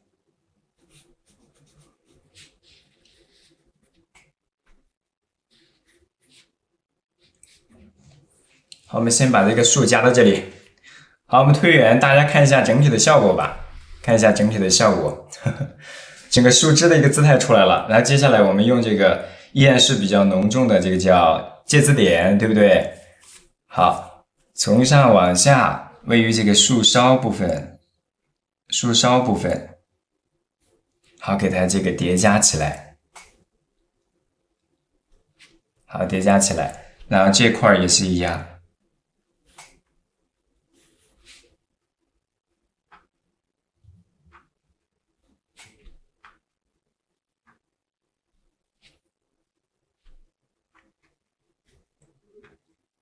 把树干这一块呢，要给它密集起来，密集起来。尺寸是45乘以65的大小，我给大家看一下哈。左下角有咱们的工具清单啊，有咱们的工具清单，大家可以看一看哈。好吧，好，接下来我们又来继续。好，最高的这个枝丫上面，我们画的这个芥子点呢，就要细小，稍微细小一点点。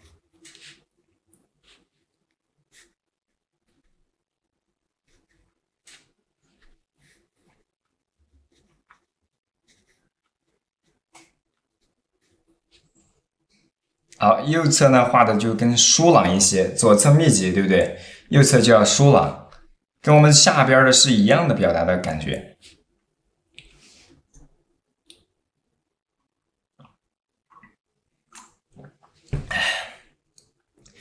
燕北老师的抖音号叫平白山房，公平的平，然后山水的山啊，房子的房，下午他在下午播。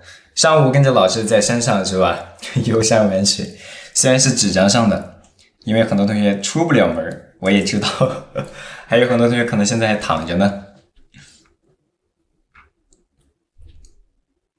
好，那么现在下午你就可以先在山上玩，下午呢你就可以下山去啊，跟着他一块去了解我们的花鸟，去感受一下花花世界的美好。好，然后呢，我们在这个岩石上方啊。岩石上方是吧？我们来跟它点上一些比较浓重的墨点，浓重的墨点。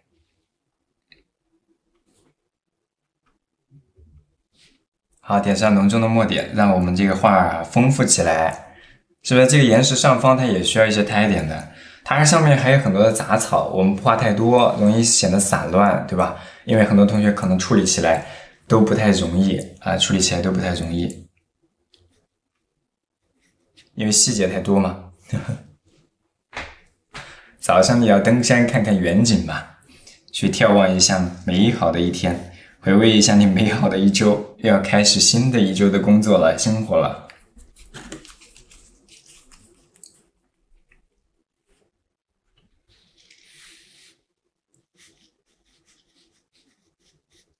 好，在它边角，我们可以稍微的给它加一些小的杂草，是不是？稍微的加一些就行了，加多了容易显得散乱。我们墨色可以淡一点点，参差的、错了的，有长有短的，角度呢它有一些区别，对不对？不要一个边缘上面全都去找，那就显得不好看了。这个山你要画的太多杂乱，就显得这个山有这个什么，有这个毛毛。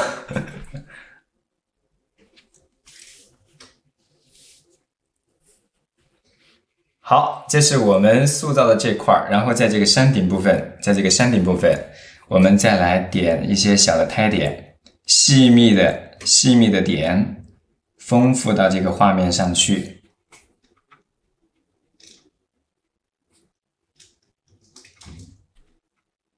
丰富到这个画面上去。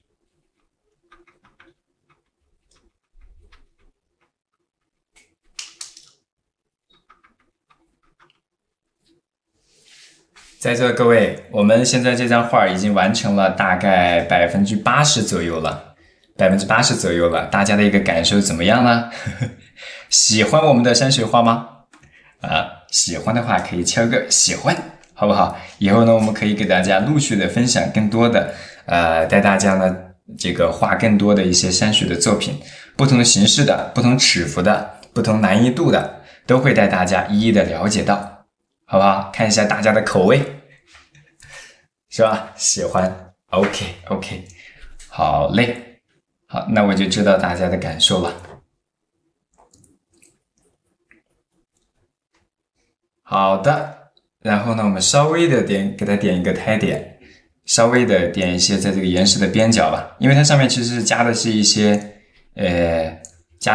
咱们的草啊，浓重的草。我们呢就不加草了，我们就加上一点胎点，就 OK 了，好不好？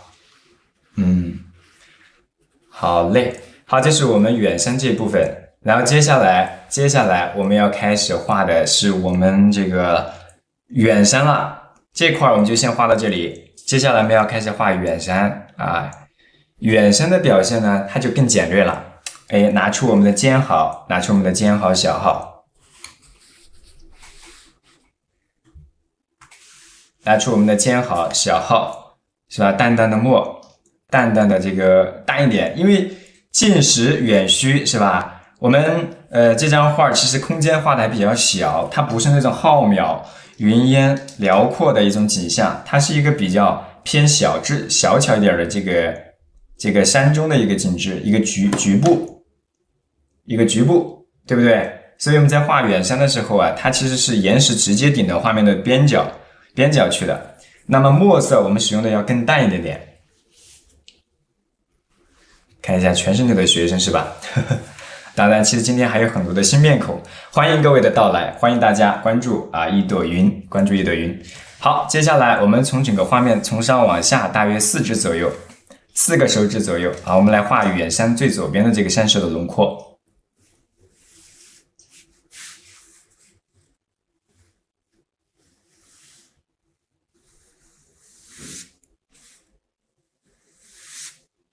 好，然后我们给它加一些什么皴擦的笔触，虽然这些线条它像皴笔，也像是结构线这一块呢我们就稍微简略概括一点点。但在这些线条的旁边，我们也可以稍微的，比如说在边角后方给它稍微的擦一擦，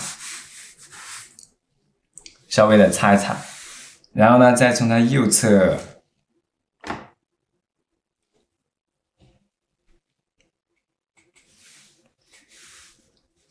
好，有的消息我可能回答不过来咱们有比较热心的同学，比如说子嫣会帮助大家回复一下，还有我们的孟之一同学，谢谢大家的关注。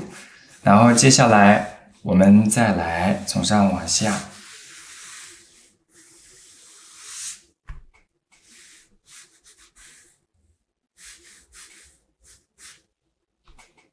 稍微重一点，其实它没有右侧重因为这块还没有干，我们需要在水流的两侧微微的把这个墨色压重，以黑衬白，才能把这个水流的感觉呢体现出来，对不对？十字纹没了，好，我给你拿出来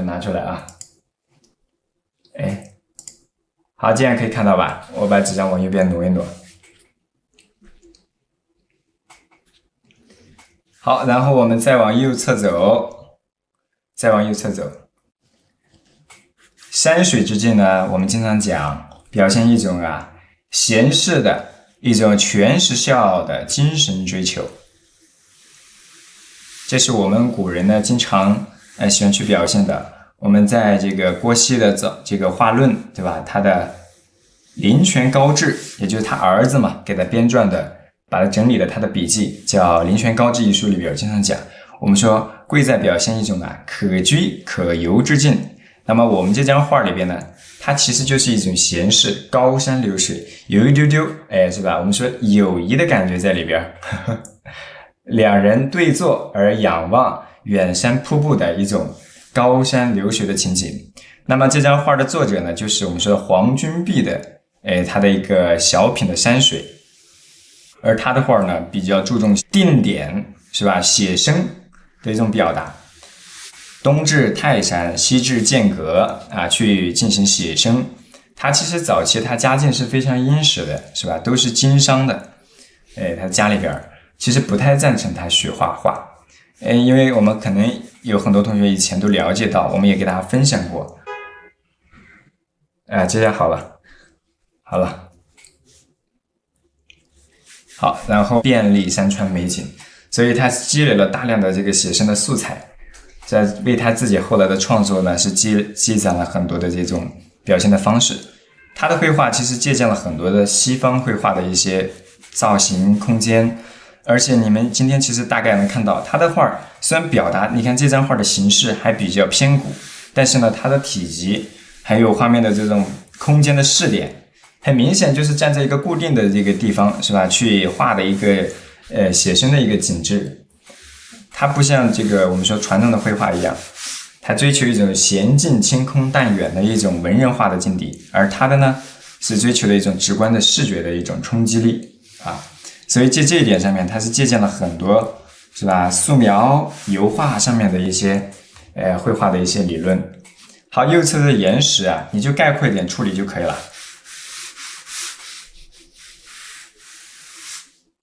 但他的画也是独树一帜啊，可以来说，对于我们初学的同学而言是比较这个受好评的，是吧？因为他画的比较直观。因为一些画家画到一定的程度之后呢，他不会画的特别的直观，是吧？而且甚至于画画都不一定特别严肃，寥寥几笔可能都搞定了，对吧？像这种齐白石的画作呢，可能很多同学大家都说他好，但是不知道他好在哪儿，是不是有这样的一个感觉啊？那就是一个很高很高的一种写生的，那是一种艺术表达的境界了，是吧？深深有趣，空灵朴拙啊。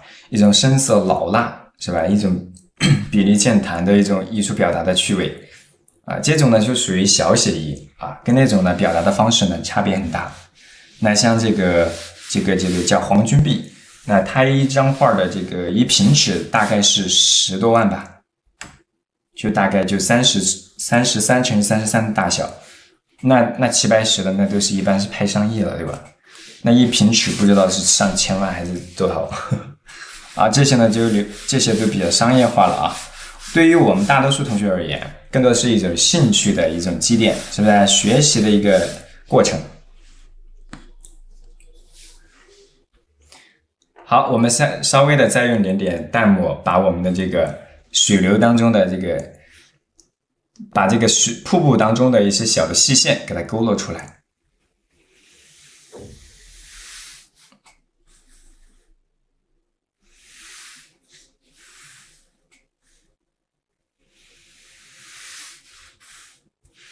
好，这样的话体现出这种水流的这种流畅感，所以用的这个线条尽量流畅一些，流畅一些。啊，有人要开始做饭了，对不对？啊，视频呢我们会陆续放到咱们这个小黄车里边。好，咱们在勾线的时候尽量不要说话啊，尽量不要说话。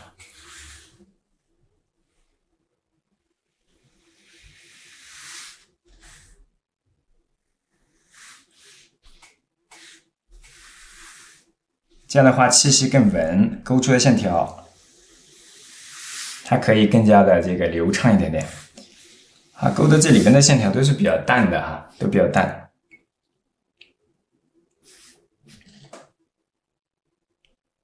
好，明天呢我们也同样时间直播，我们会给大家发通知，好不好？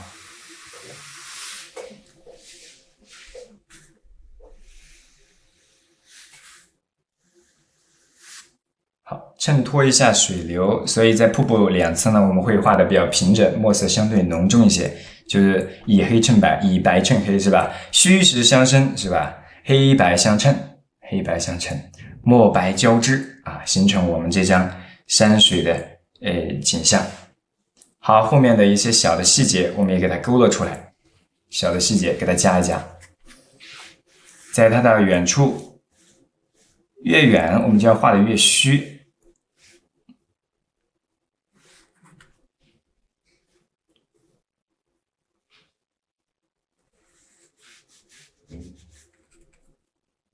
好，越远越虚，然后呢，从上往下，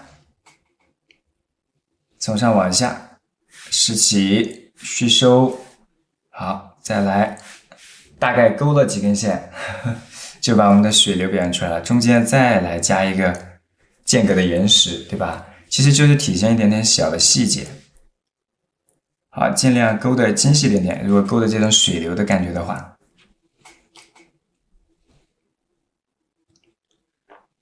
声音好熟悉，对吧？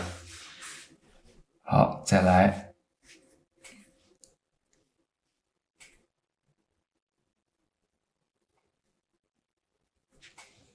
好，大概的一个流水瀑布的景象，我们就给它画出来了。好，左上方和右上方呢，它有非常多的小树，我们大约的画一点点吧。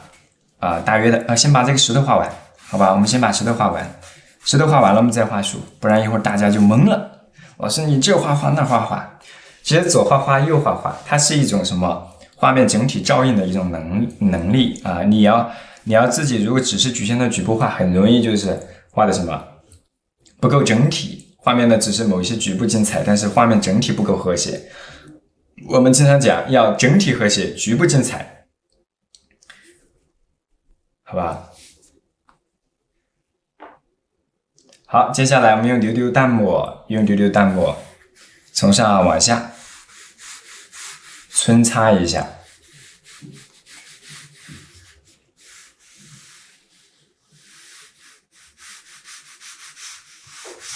好，虚一点点都行，是吧？本来是淡墨在后方嘛，稍微看起来让后边觉得有一点点细节或者内容。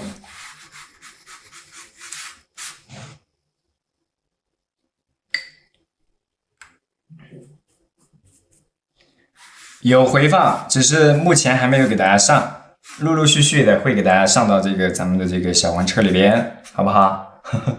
今天咱们是一个很素的直播，什么都没有，只是带大家画一张画啊，只是带大家画一张画。好，用淡墨把右侧远山是吧，也开始给它做一定的过渡，要很淡的那种啊，很淡的那种。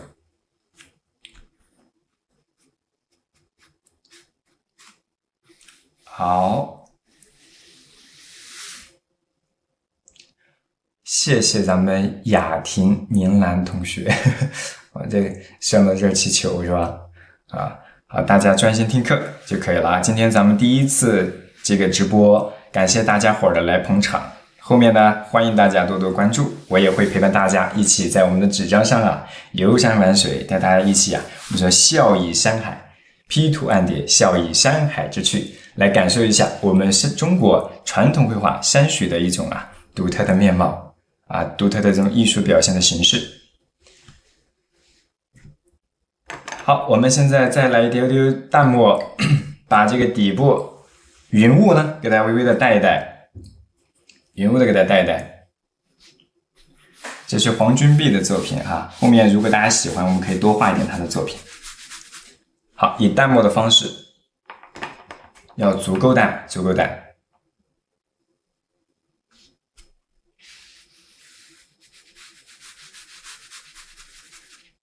好，把这个瀑布底部是吧，我们就要连接起来，一起去给它擦。为啥？因为我们说水口转折的地方往往比较突出，下边呢就让它虚下去，让它这个空间转过来，对不对？你看它有很明显的这种空间的意识，对不对？很明显的这种空间意识在里边。好，这就是小细节好，底部在处理的时候呢，它要参差错落开有个高矮的这种错落的关系。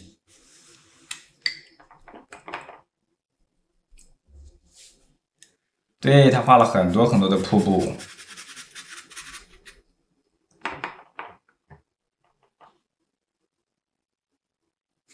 好，我们现在把这个底部的这个什么，我们画的这种小树，对吧？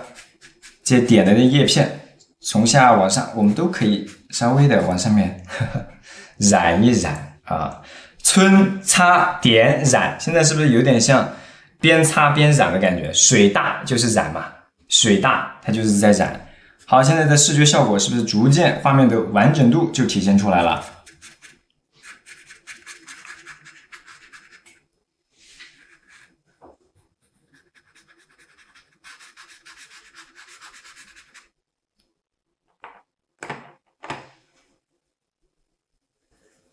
好，然后我们呢再来这个远山底部呢，我们刚刚擦的比较重，对不对？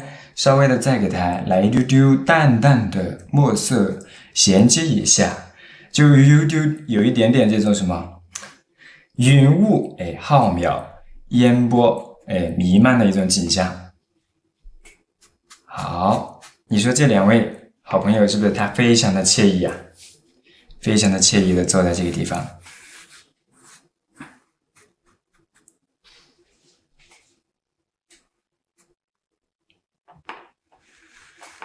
好，现在没有干，可能看起来不够平整啊，干了之后啊就好一点。我应该用一支大一点的笔。好，来用咱们的提斗上来。提斗笔呢，它也是煎好啊，也是煎好。我没有给大家放到工具清单里边，其实我就是想要一个大一点的笔来擦一擦嘛，啊，来擦一擦。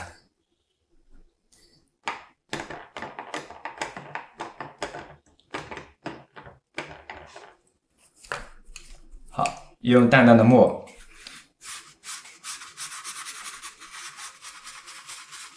对不对？啊，非常透，大家可以看看我碟子里边的墨哈，非常非常透。把我饺子煮给老师吃是吧？你是顺着网线给我吃吗？好，我呢就望着屏幕咬一口就可以了。周末大家可以在家弄点好吃的，是不是？舒坦舒坦，哎，画点画，哎，是不错的。我们以前不经常讲嘛，画一张好画是我们对生活的重视，同时呢，也能让我们闲暇的时光更有意义，对不对？哎，挺好的，挺好的。那么多同学请我吃饭，是吧？感谢感谢。好，后边的我们就不用过多的去画了，就稍微用点淡墨给它统一一下，不让后面那么显得那么琐碎。那么杂乱，对吧？我们欣欣小姐姐是吧？稳居榜首，菊妹同学、紫嫣啊、雅婷、宁兰、汪之一啊，谢谢大家的捧场，谢谢谢谢。好，然后我们再用一点点淡墨啊，用一点点淡墨把我们的这个什么左侧的岩石这块啊，也是要给它染一下的，也要给它染一染。我们石头这块画完了之后。石头画完之后，我们就要开始画什么？就要开始染色了。当然，我们还有一些细节也要给它添加起来。啊，还有一些细节。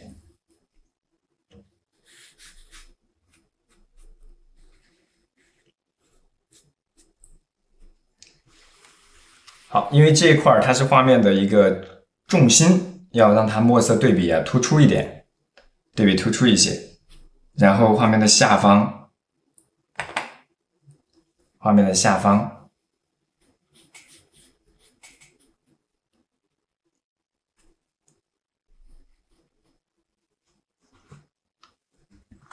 小的石块是吧？我们也给它稍微的皴擦了一下。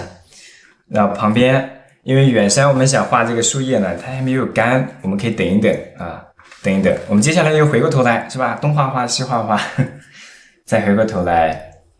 我这个是生宣的卡纸，因为卡纸呢它比较平整，湿了之后它不至于褶皱。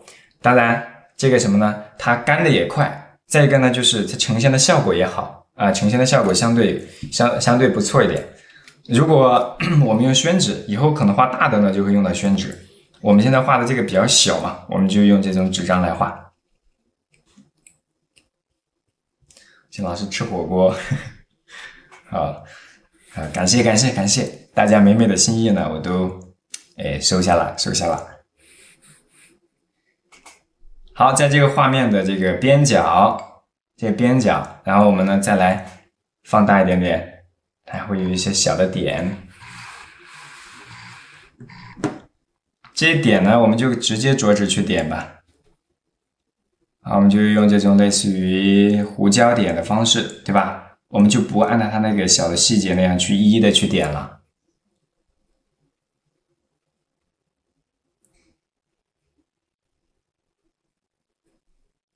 好，其实就是点线面去丰富、去完成、去表现咱们的这个画面，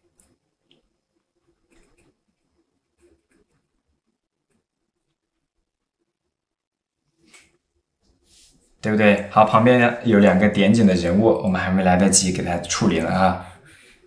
点景人物其实我们不需要画特别复杂，大家都可以简单的进行。怎么去进行呢？就画一个动态，是吧？大概的一个形体就够了，不需要你去画过多的细节。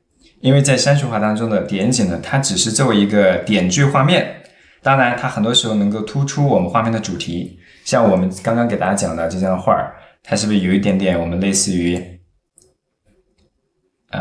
这个什么？我们说的这个高山流水，体现一种友谊的长存的一种景象。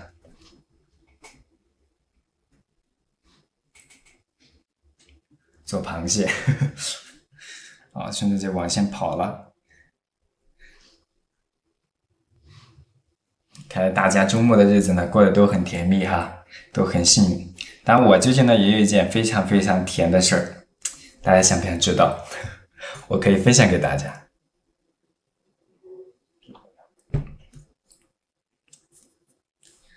好，接下来我们来勾勒这个点睛的人物吧。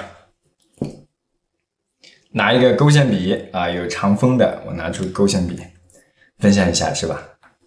行，上次不是给大家露脸直播的时候是吧？老师不是买了一包糖吗？大白兔是吧？在座各位应该都吃过，因为是几代人的童年了，是吧？应该都吃过的，对不对？啊，然后呢，那天我不是没吃完吗？然后我顺手出门的时候呢，我就放了2颗在兜里面。然后回来洗衣服的时候呢，就放到了洗衣机里边，一块给洗了。那家伙整个衣服都甜了，放了几颗在里边，你们也可以尝试一下哟，不仅甜而且香。就是麻烦的是你要多洗几遍。好，我们接下来要来勾勒咱们的这个。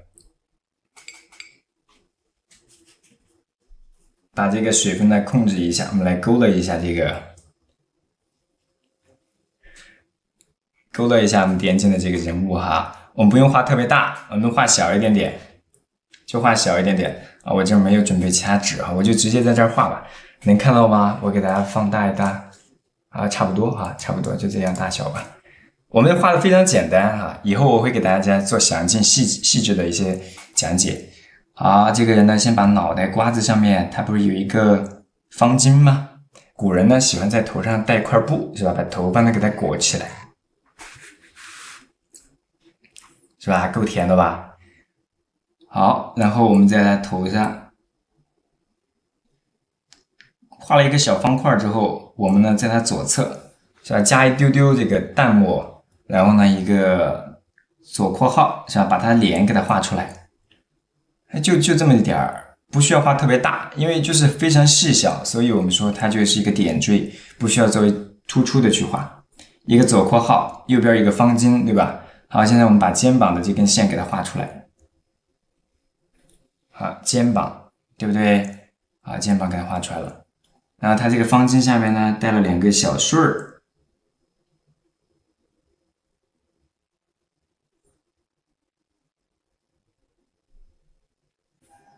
好，然后呢，再从右侧，是吧？加到右侧，通过这2根线，你把大概的它的一个背部，是吧？头颈肩大概就确定出来了，你不需要去刻画什么。然后我们再来。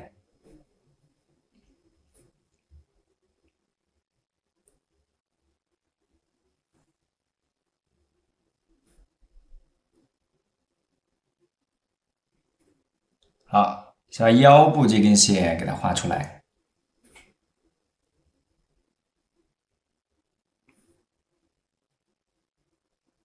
好，屁股对不对？他蹲坐在地上的嘛。他的古人的袖子呢，它是那种非常宽筒的那种感觉。好，没有做过多的细节哈的一个示范。然后在他旁边是不是还有一位？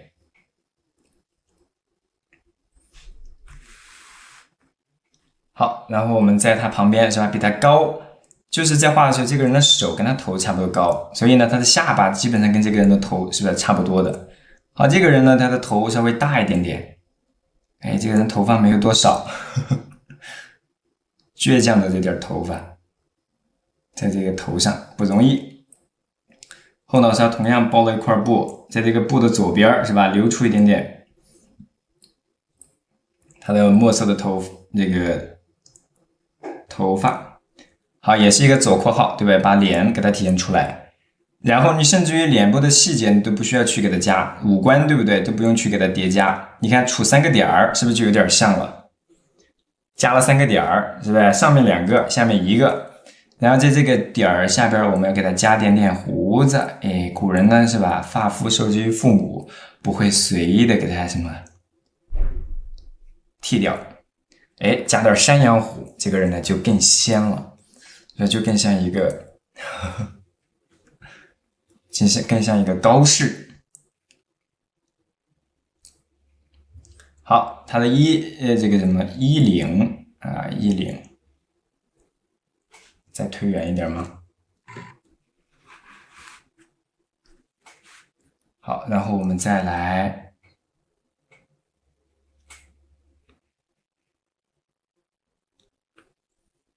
好，左边啊勾勒的这个左右要对称，就是画在这个肩膀的时候。当然我跟这么说，肯定很多同学也画不了，没有关系，这只是一个开始，我都会给大家一一的讲明白的哈。好，它的袖子指的比较高，对不对？下面呢是它的袖口。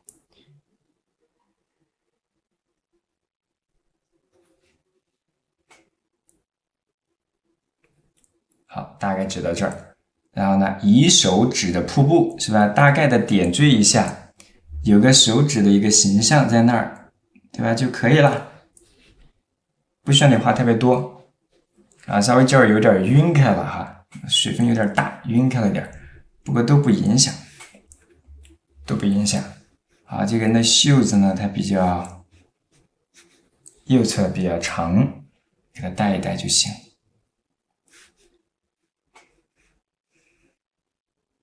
好，屁股和腿儿是吧？带一带，好，就出来了。没有太多细节，两人端坐在地上是吧？远望远山的瀑布的一个景象。好，我把镜头推远，大家可以看一下整体哈，看一下整体。群可能现在满了，因为最近建的群有点太多，维护不过来。回过头来我们陆续建了之后呢，会告诉大家，好不好？好，其实中间还有很多的细节，我们现在就这前面的细节呢，就先不加了啊。哎，还有点草，还得加点草，还得加点草。这点草加了之后，其他的点我们就不加了，加多了之后就太复杂了，可能对很多同学就比较麻烦。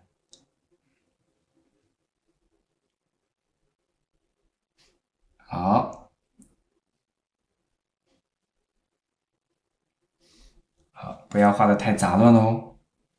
有长有短，参差错落，兼顾一定的疏密。墨色尽量偏淡一些，你淡一点是吧？即便出现问题，我们还可以调整。你要画的太过于浓重了，是吧？你这个画就可能就毁了。好，后面会陆续给大家开通粉丝群的哈，会开通了之后会告诉大家，稍安勿躁，稍安勿躁。好，其实你看。如果内容比较多，哎，细节比较多，我们用到的笔是吧？它就会更多一点点。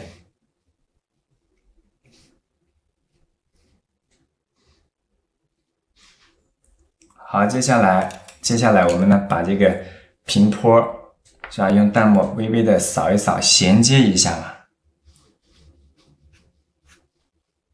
稍微的衔接一下。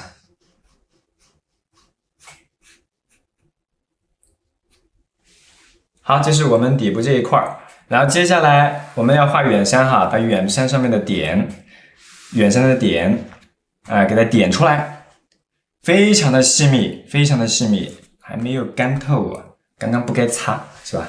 失算了，失算了，下次就注意一下，我们要用那个鼠足点，类似于像老鼠的这个脚印一样。我给大家推进一点点，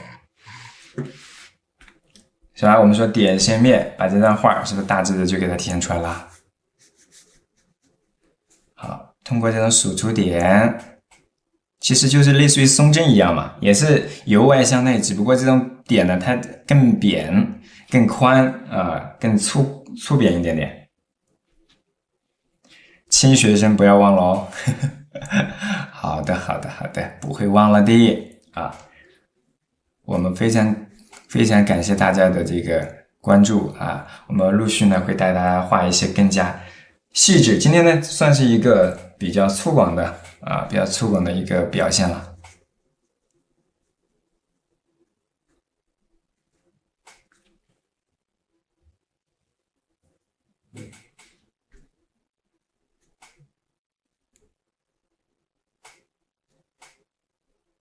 好，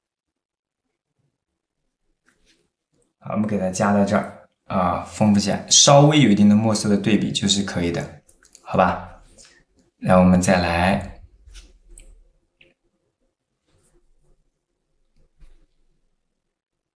几点开播？跟今天同样时间，好不好？9点半，能起得来吗？明天你们应该都要上班了，都要上班了。好，我们根据大家实际情况可以做调整的。我们先暂定吧，暂定9点半。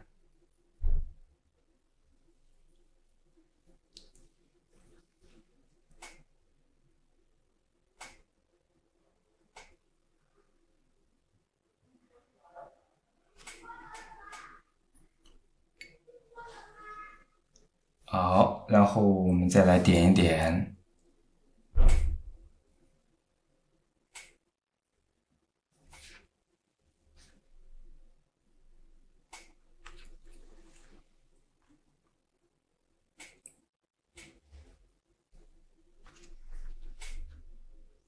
每周直播是什么时间？老师都目前都暂定上午9点半，都暂定上午9点半。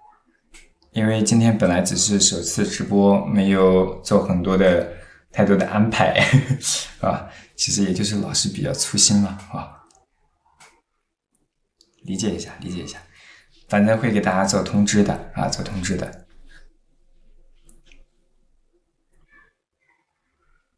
可以点关注，然后回头呢，我们会有这个通知，是吧？有通知的时候，你可以第一时间就了解到。好，在左上角，我们依然是通过这种数珠点的方式，把这一片枝桠给它点起来。好，让这个画它既有整体的空间，整体的视觉效果，它也看起来它兼具一定的什么小的细节，兼具一点小的细节。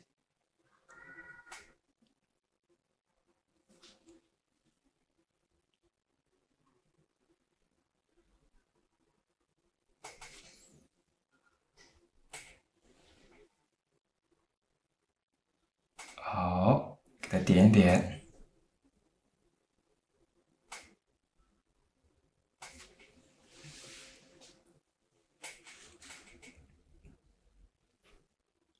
好，这块呢可以稍微细密丰富一点点。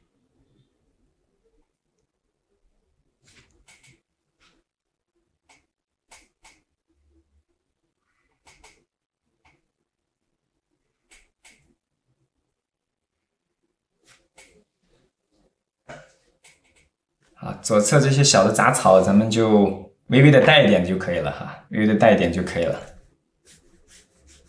好，同学们坚持了，最后的效果，最后的这个视觉效果马上就要出现了哈。最后的完整的视觉效果开始着色了，来，我们推圆看整体的视觉效果哈，整体的。空间是不是出来了？细节现在基本上有了，我们虽然没画特别多，但大致有了。我们开始来着色，准备好，见证咱们奇迹的时候到了哈。来，我们来点赭石色。你看我们的赭石呢，在咱们刚刚的淡墨碟子里边，好，一个豆粒儿大小就可以。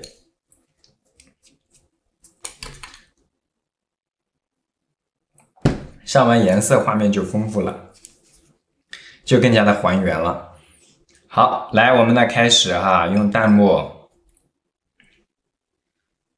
先用赭石色，淡淡的，对不对？淡淡的赭石，把我们的这个岩石给它带起来，吸水啊，不要太大。你看，就是颜色偏暖的地方，就用赭石色，去给它扫一扫。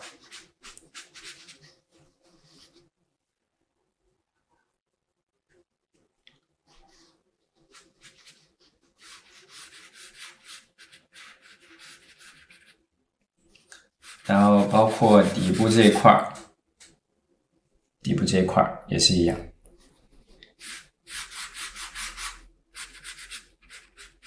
好，结一下墨稿是吧？这个只能局部的去结喽。我给大家也结一下吧。我把这个案例图我就先收起来了哈，这个十字线呢就应该不需要了。局部的去结一下吧。好，侧着来结啊，侧着来结。按照老规矩啊，结好了敲5，结好了敲5。我把这个图缩小一点。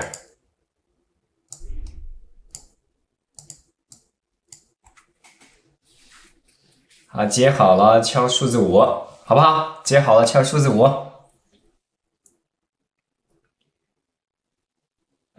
没结到的呢，同学呢，相互可以在咱们的这个微信群，包括咱们抖音的粉丝群，都可以给大家转发一下，转发一下。好的，好的，好的，那我就要开始又继续了哈。好，然后我们再用淡墨，就是淡淡的赭石色，是吧？把这个岩石暗一点的地方，像这种地方，对吧？都要给它带一带。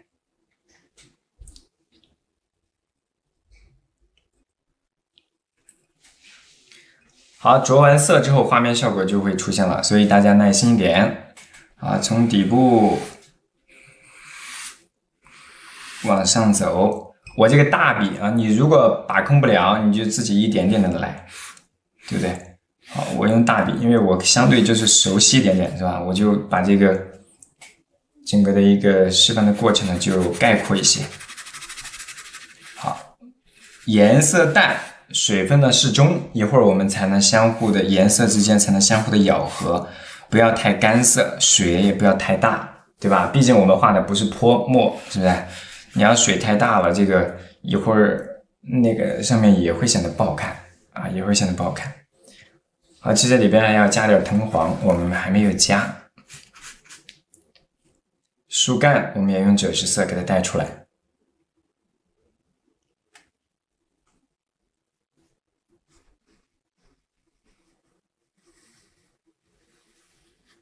对不对？好，这样一加树干，因为中国画着色的方式呢，我们尤其像山水，它其实是比较，尤其像浅江山水，它是非常简单的。它简单在哪儿？经常讲叫做水类赋彩，对不对？大家都听说过。其实同一类的物体，是吧？它进行相似的颜色的一个归类。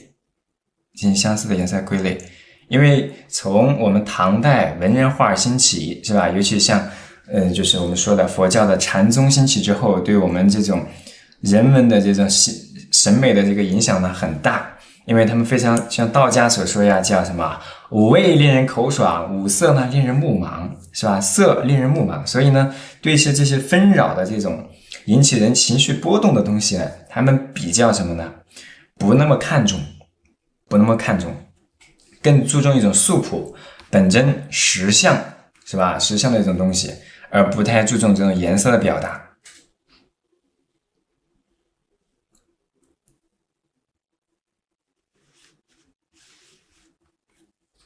技法提升了是吧？那些案例我们以后都会给大家画到。好，这是我们画的这一块，然后包括下面侧面瀑布这个岩石的这个底部。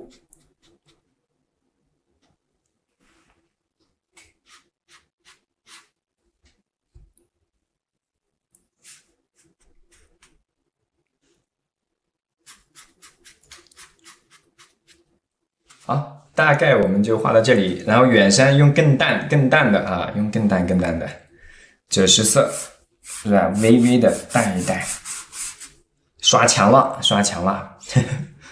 啊，这一块呢，因为染色来讲呢，它比较概括，因为不需要你注重太多的细节。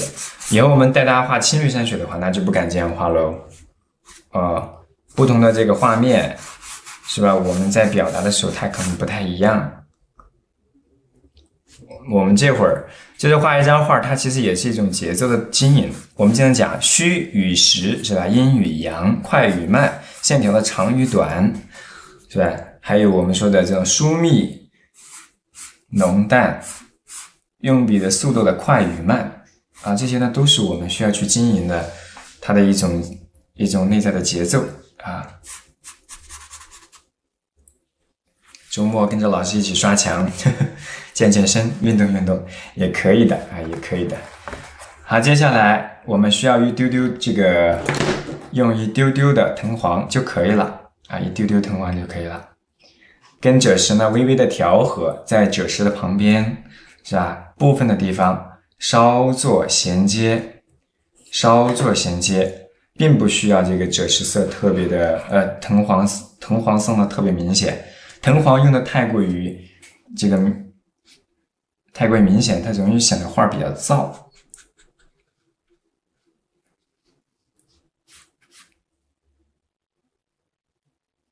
对吧？它是要稍微的淡一点点哈，淡一点点。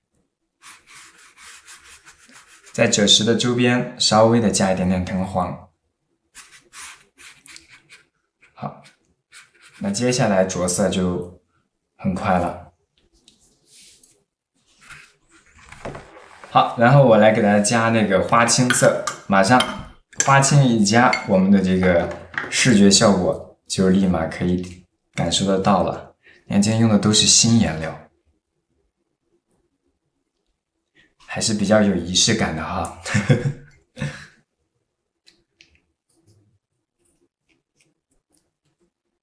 好，然后我们开始着色了哈，把这个花青，你在染色的时候要换笔哈，用墨的笔跟咱们染色的笔要尽量区分开啊，区分开。否则你要是用墨色的那个笔来染色的话，这些画就容易糊在一块了，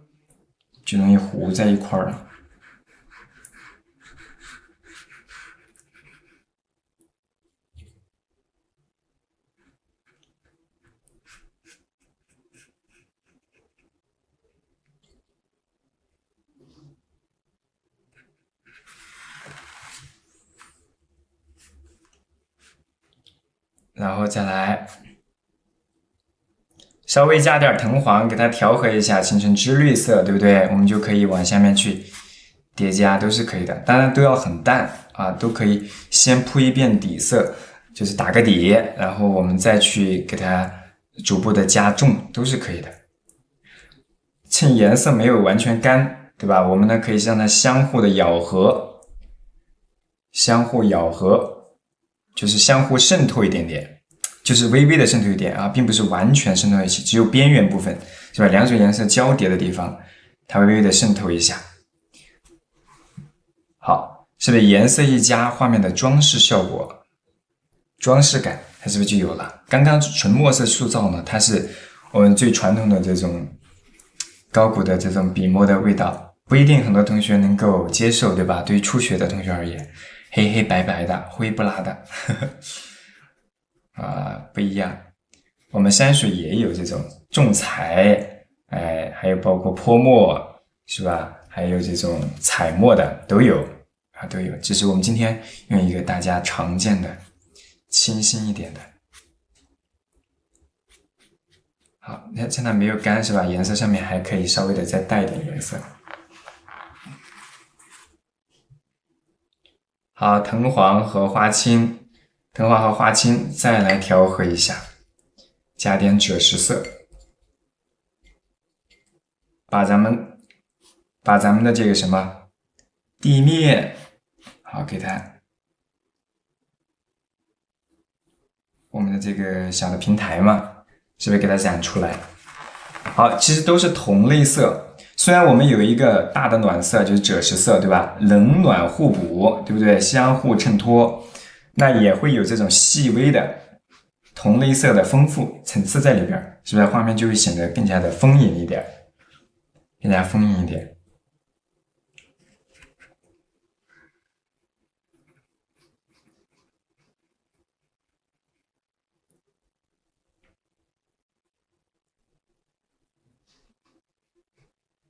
好，然后呢，就把小的石块也加出来，对吧？还有我们这小细节的，哎呦，小，推进点，推进点。小的咱们的这个杂的，小杂草，对不对？我们也给它点出来，因为都打湿了，它容易渗透到外边去，所以我们简单的点一点就行了啊。你也可以把颜色调的干一些，再往里边去糊。我们都不说染了哈，我们现在都说糊。哎，真的是在刷墙了哈。好，然后呢，我们给它点。好，微微的用一点这种芝绿色，是吧？赭石加点花青，把我们的这个左下角的小树，是不是给它带一带？给它带一带，哎就可以了。那接下来芝绿色是不是花青加咱们的藤黄，是不是？我们就不用这个3绿了，就是直接是这个就是藤黄加这个花青，藤黄加花青，要非常非常淡。我们来染这个远山啊，又嘴瓢了啊。好。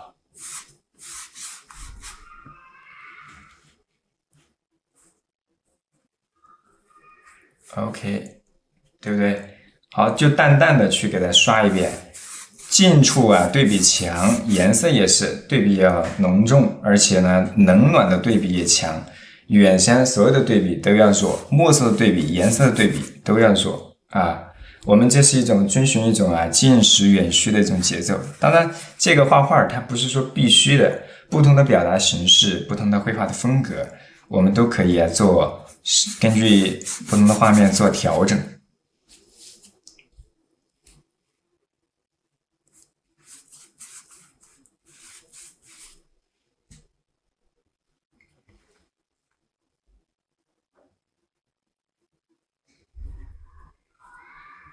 好，那接下来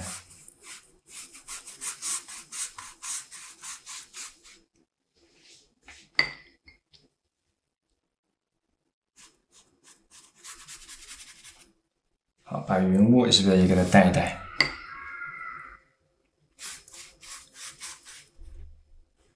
好，这个松针里边我们就没有过多的去给它画了，没有过多去染了。好，本来应该染色这一块呢慢一点点哈，但是我想又不想耽误到大家吃饭。好，松针里边我们可以稍微的明显点的花青，是吧？有一个同类色呢，统一了画面之后，我们可以稍微在里边丰富一点小的细节。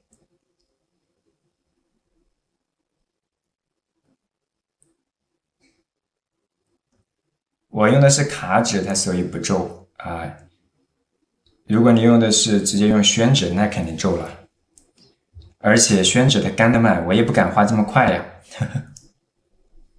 理解了哈。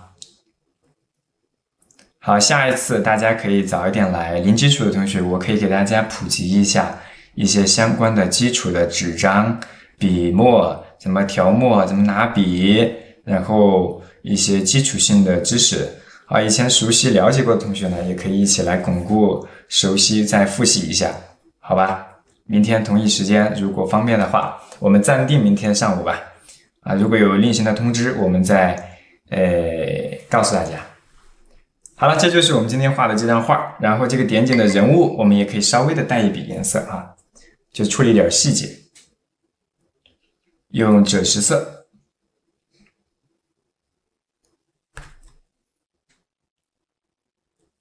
赭石色，把衣服是吧带一带，好，衣服带一带就行了，其他的我们就不用管。然后我调过来，大家可以看一看哈。不，哎呀。画到这儿，越往后面画，发现细节越多。再用一点点我们的赭石吧。本来可以用朱砂的。底部为了表达一点点呼应，对不对？这个树叶上面呢，它会有一点点结子点，类似于秋天，对吧？像现在这个时节，枯荣一片，到处呢能看到一些比较金黄的，是吧？橙黄色的暖暖的调子。好，点缀点缀。OK。好，我现在把镜头调转过来，让大家看一下整体的一个视觉效果，好不好？需要截图的同学可以截一下啊，截好了敲6，好不好？敲666，给自己一个鼓励吧，给自己一个鼓励啊！当然，我再根据实际情况再做一点调整。没有看完整是不是啊？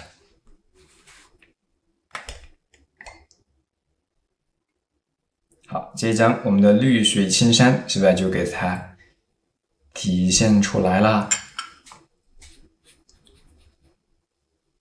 啊，这块的颜色呢有点太跳跃，我们再用点冷色给它衔接一下。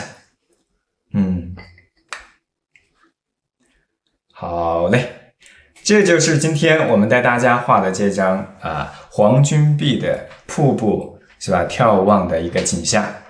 也期待以后我们的同学呢，能跟着老师呢画更多的一些美丽的山川美景。这就是今天我要带大家画的内容回过头来，我们把工具清单还有高清案例图再给同学们呢发一遍，大家可以自己这个直播结束之后再去画一画，好不好？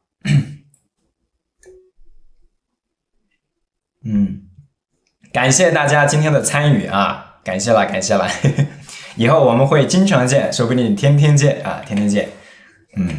好，感谢咱们的榜一新一小姐姐菊妹同学、紫嫣同学，还有我们雅婷、宁兰孟之意下面更多的我就看不到了还有更多今天能够参与到我们本期课程的直播的同学都非常感谢大家大家都去吃饭去吧。我们本次的直播呢，今天就先到这里了。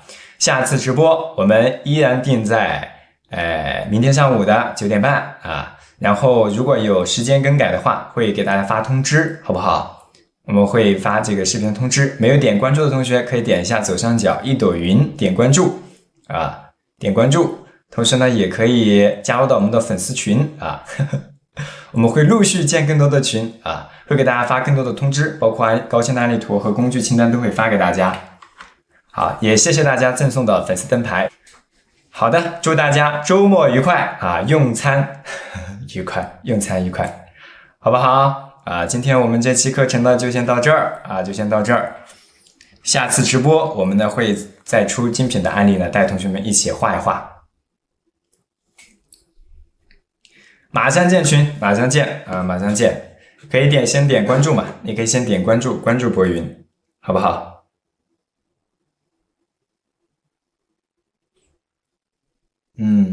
辛苦了，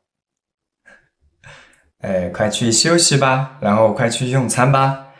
我们在直播的时候再通知大家，然后我们下次要画呢，我们还可以让我们的同学来挑选想画的案例。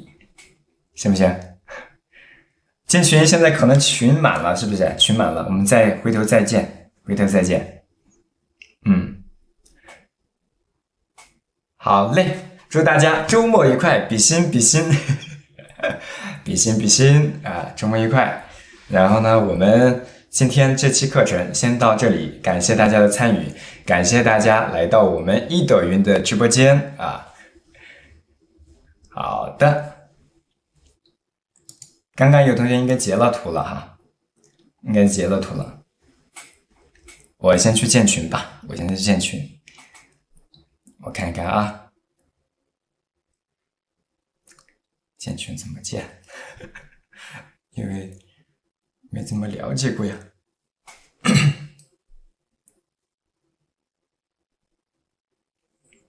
建群。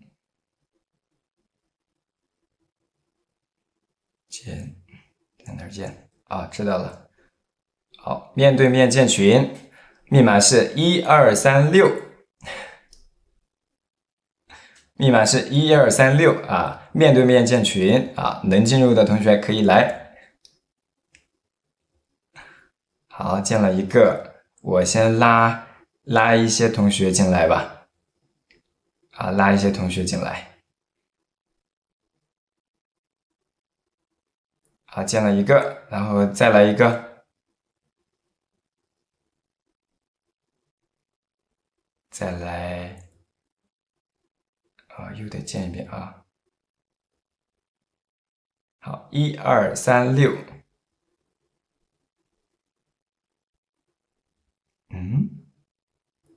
得换一个密码了。面对面建群，1235。好，我拉一下我们的同学。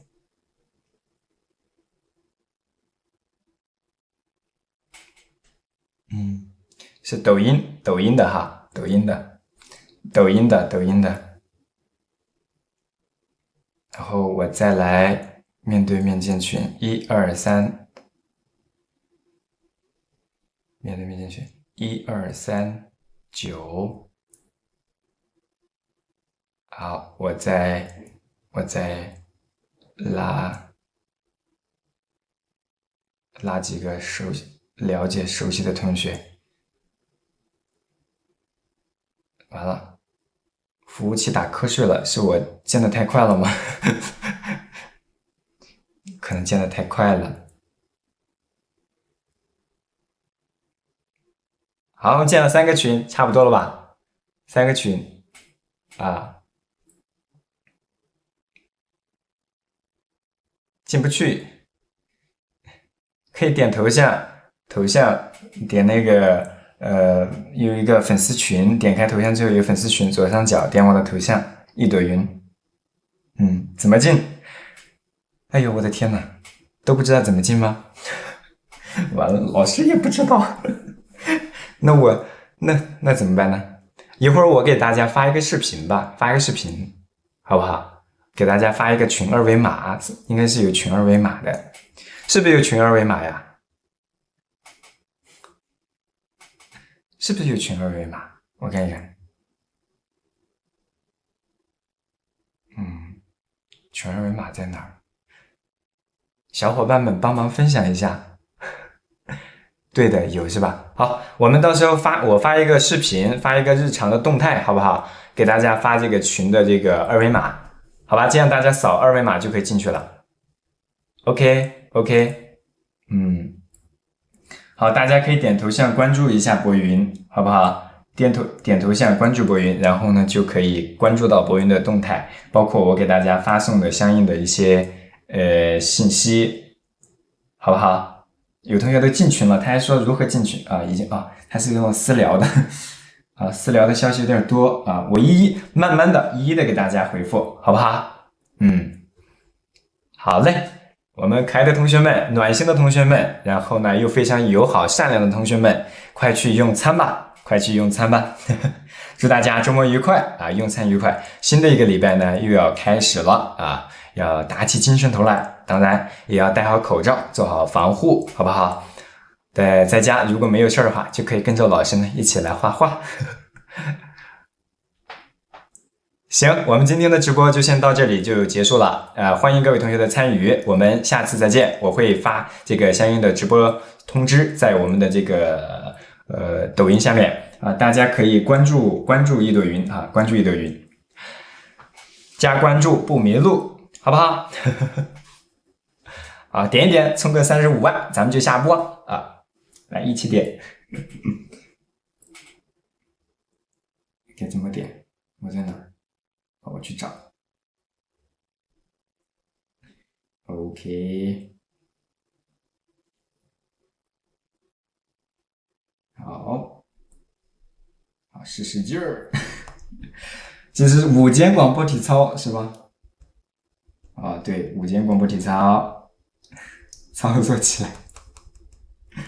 好，我们下课后活络一下筋骨哈。刚刚是不是拿这个毛笔拿的太久，手都有点酸了，是不是？自己都不知道在哪边，笑死！不要笑，慢慢来嘛，好吧，慢慢来。好，到了。好，我们今天这节课就到这里啊，各位同学再见，我们下节课再和同学们相见，好不好？明天同样时间的，我们会给大家发这个群二维码，到时候你一扫就可以进来了。OK， 拜拜。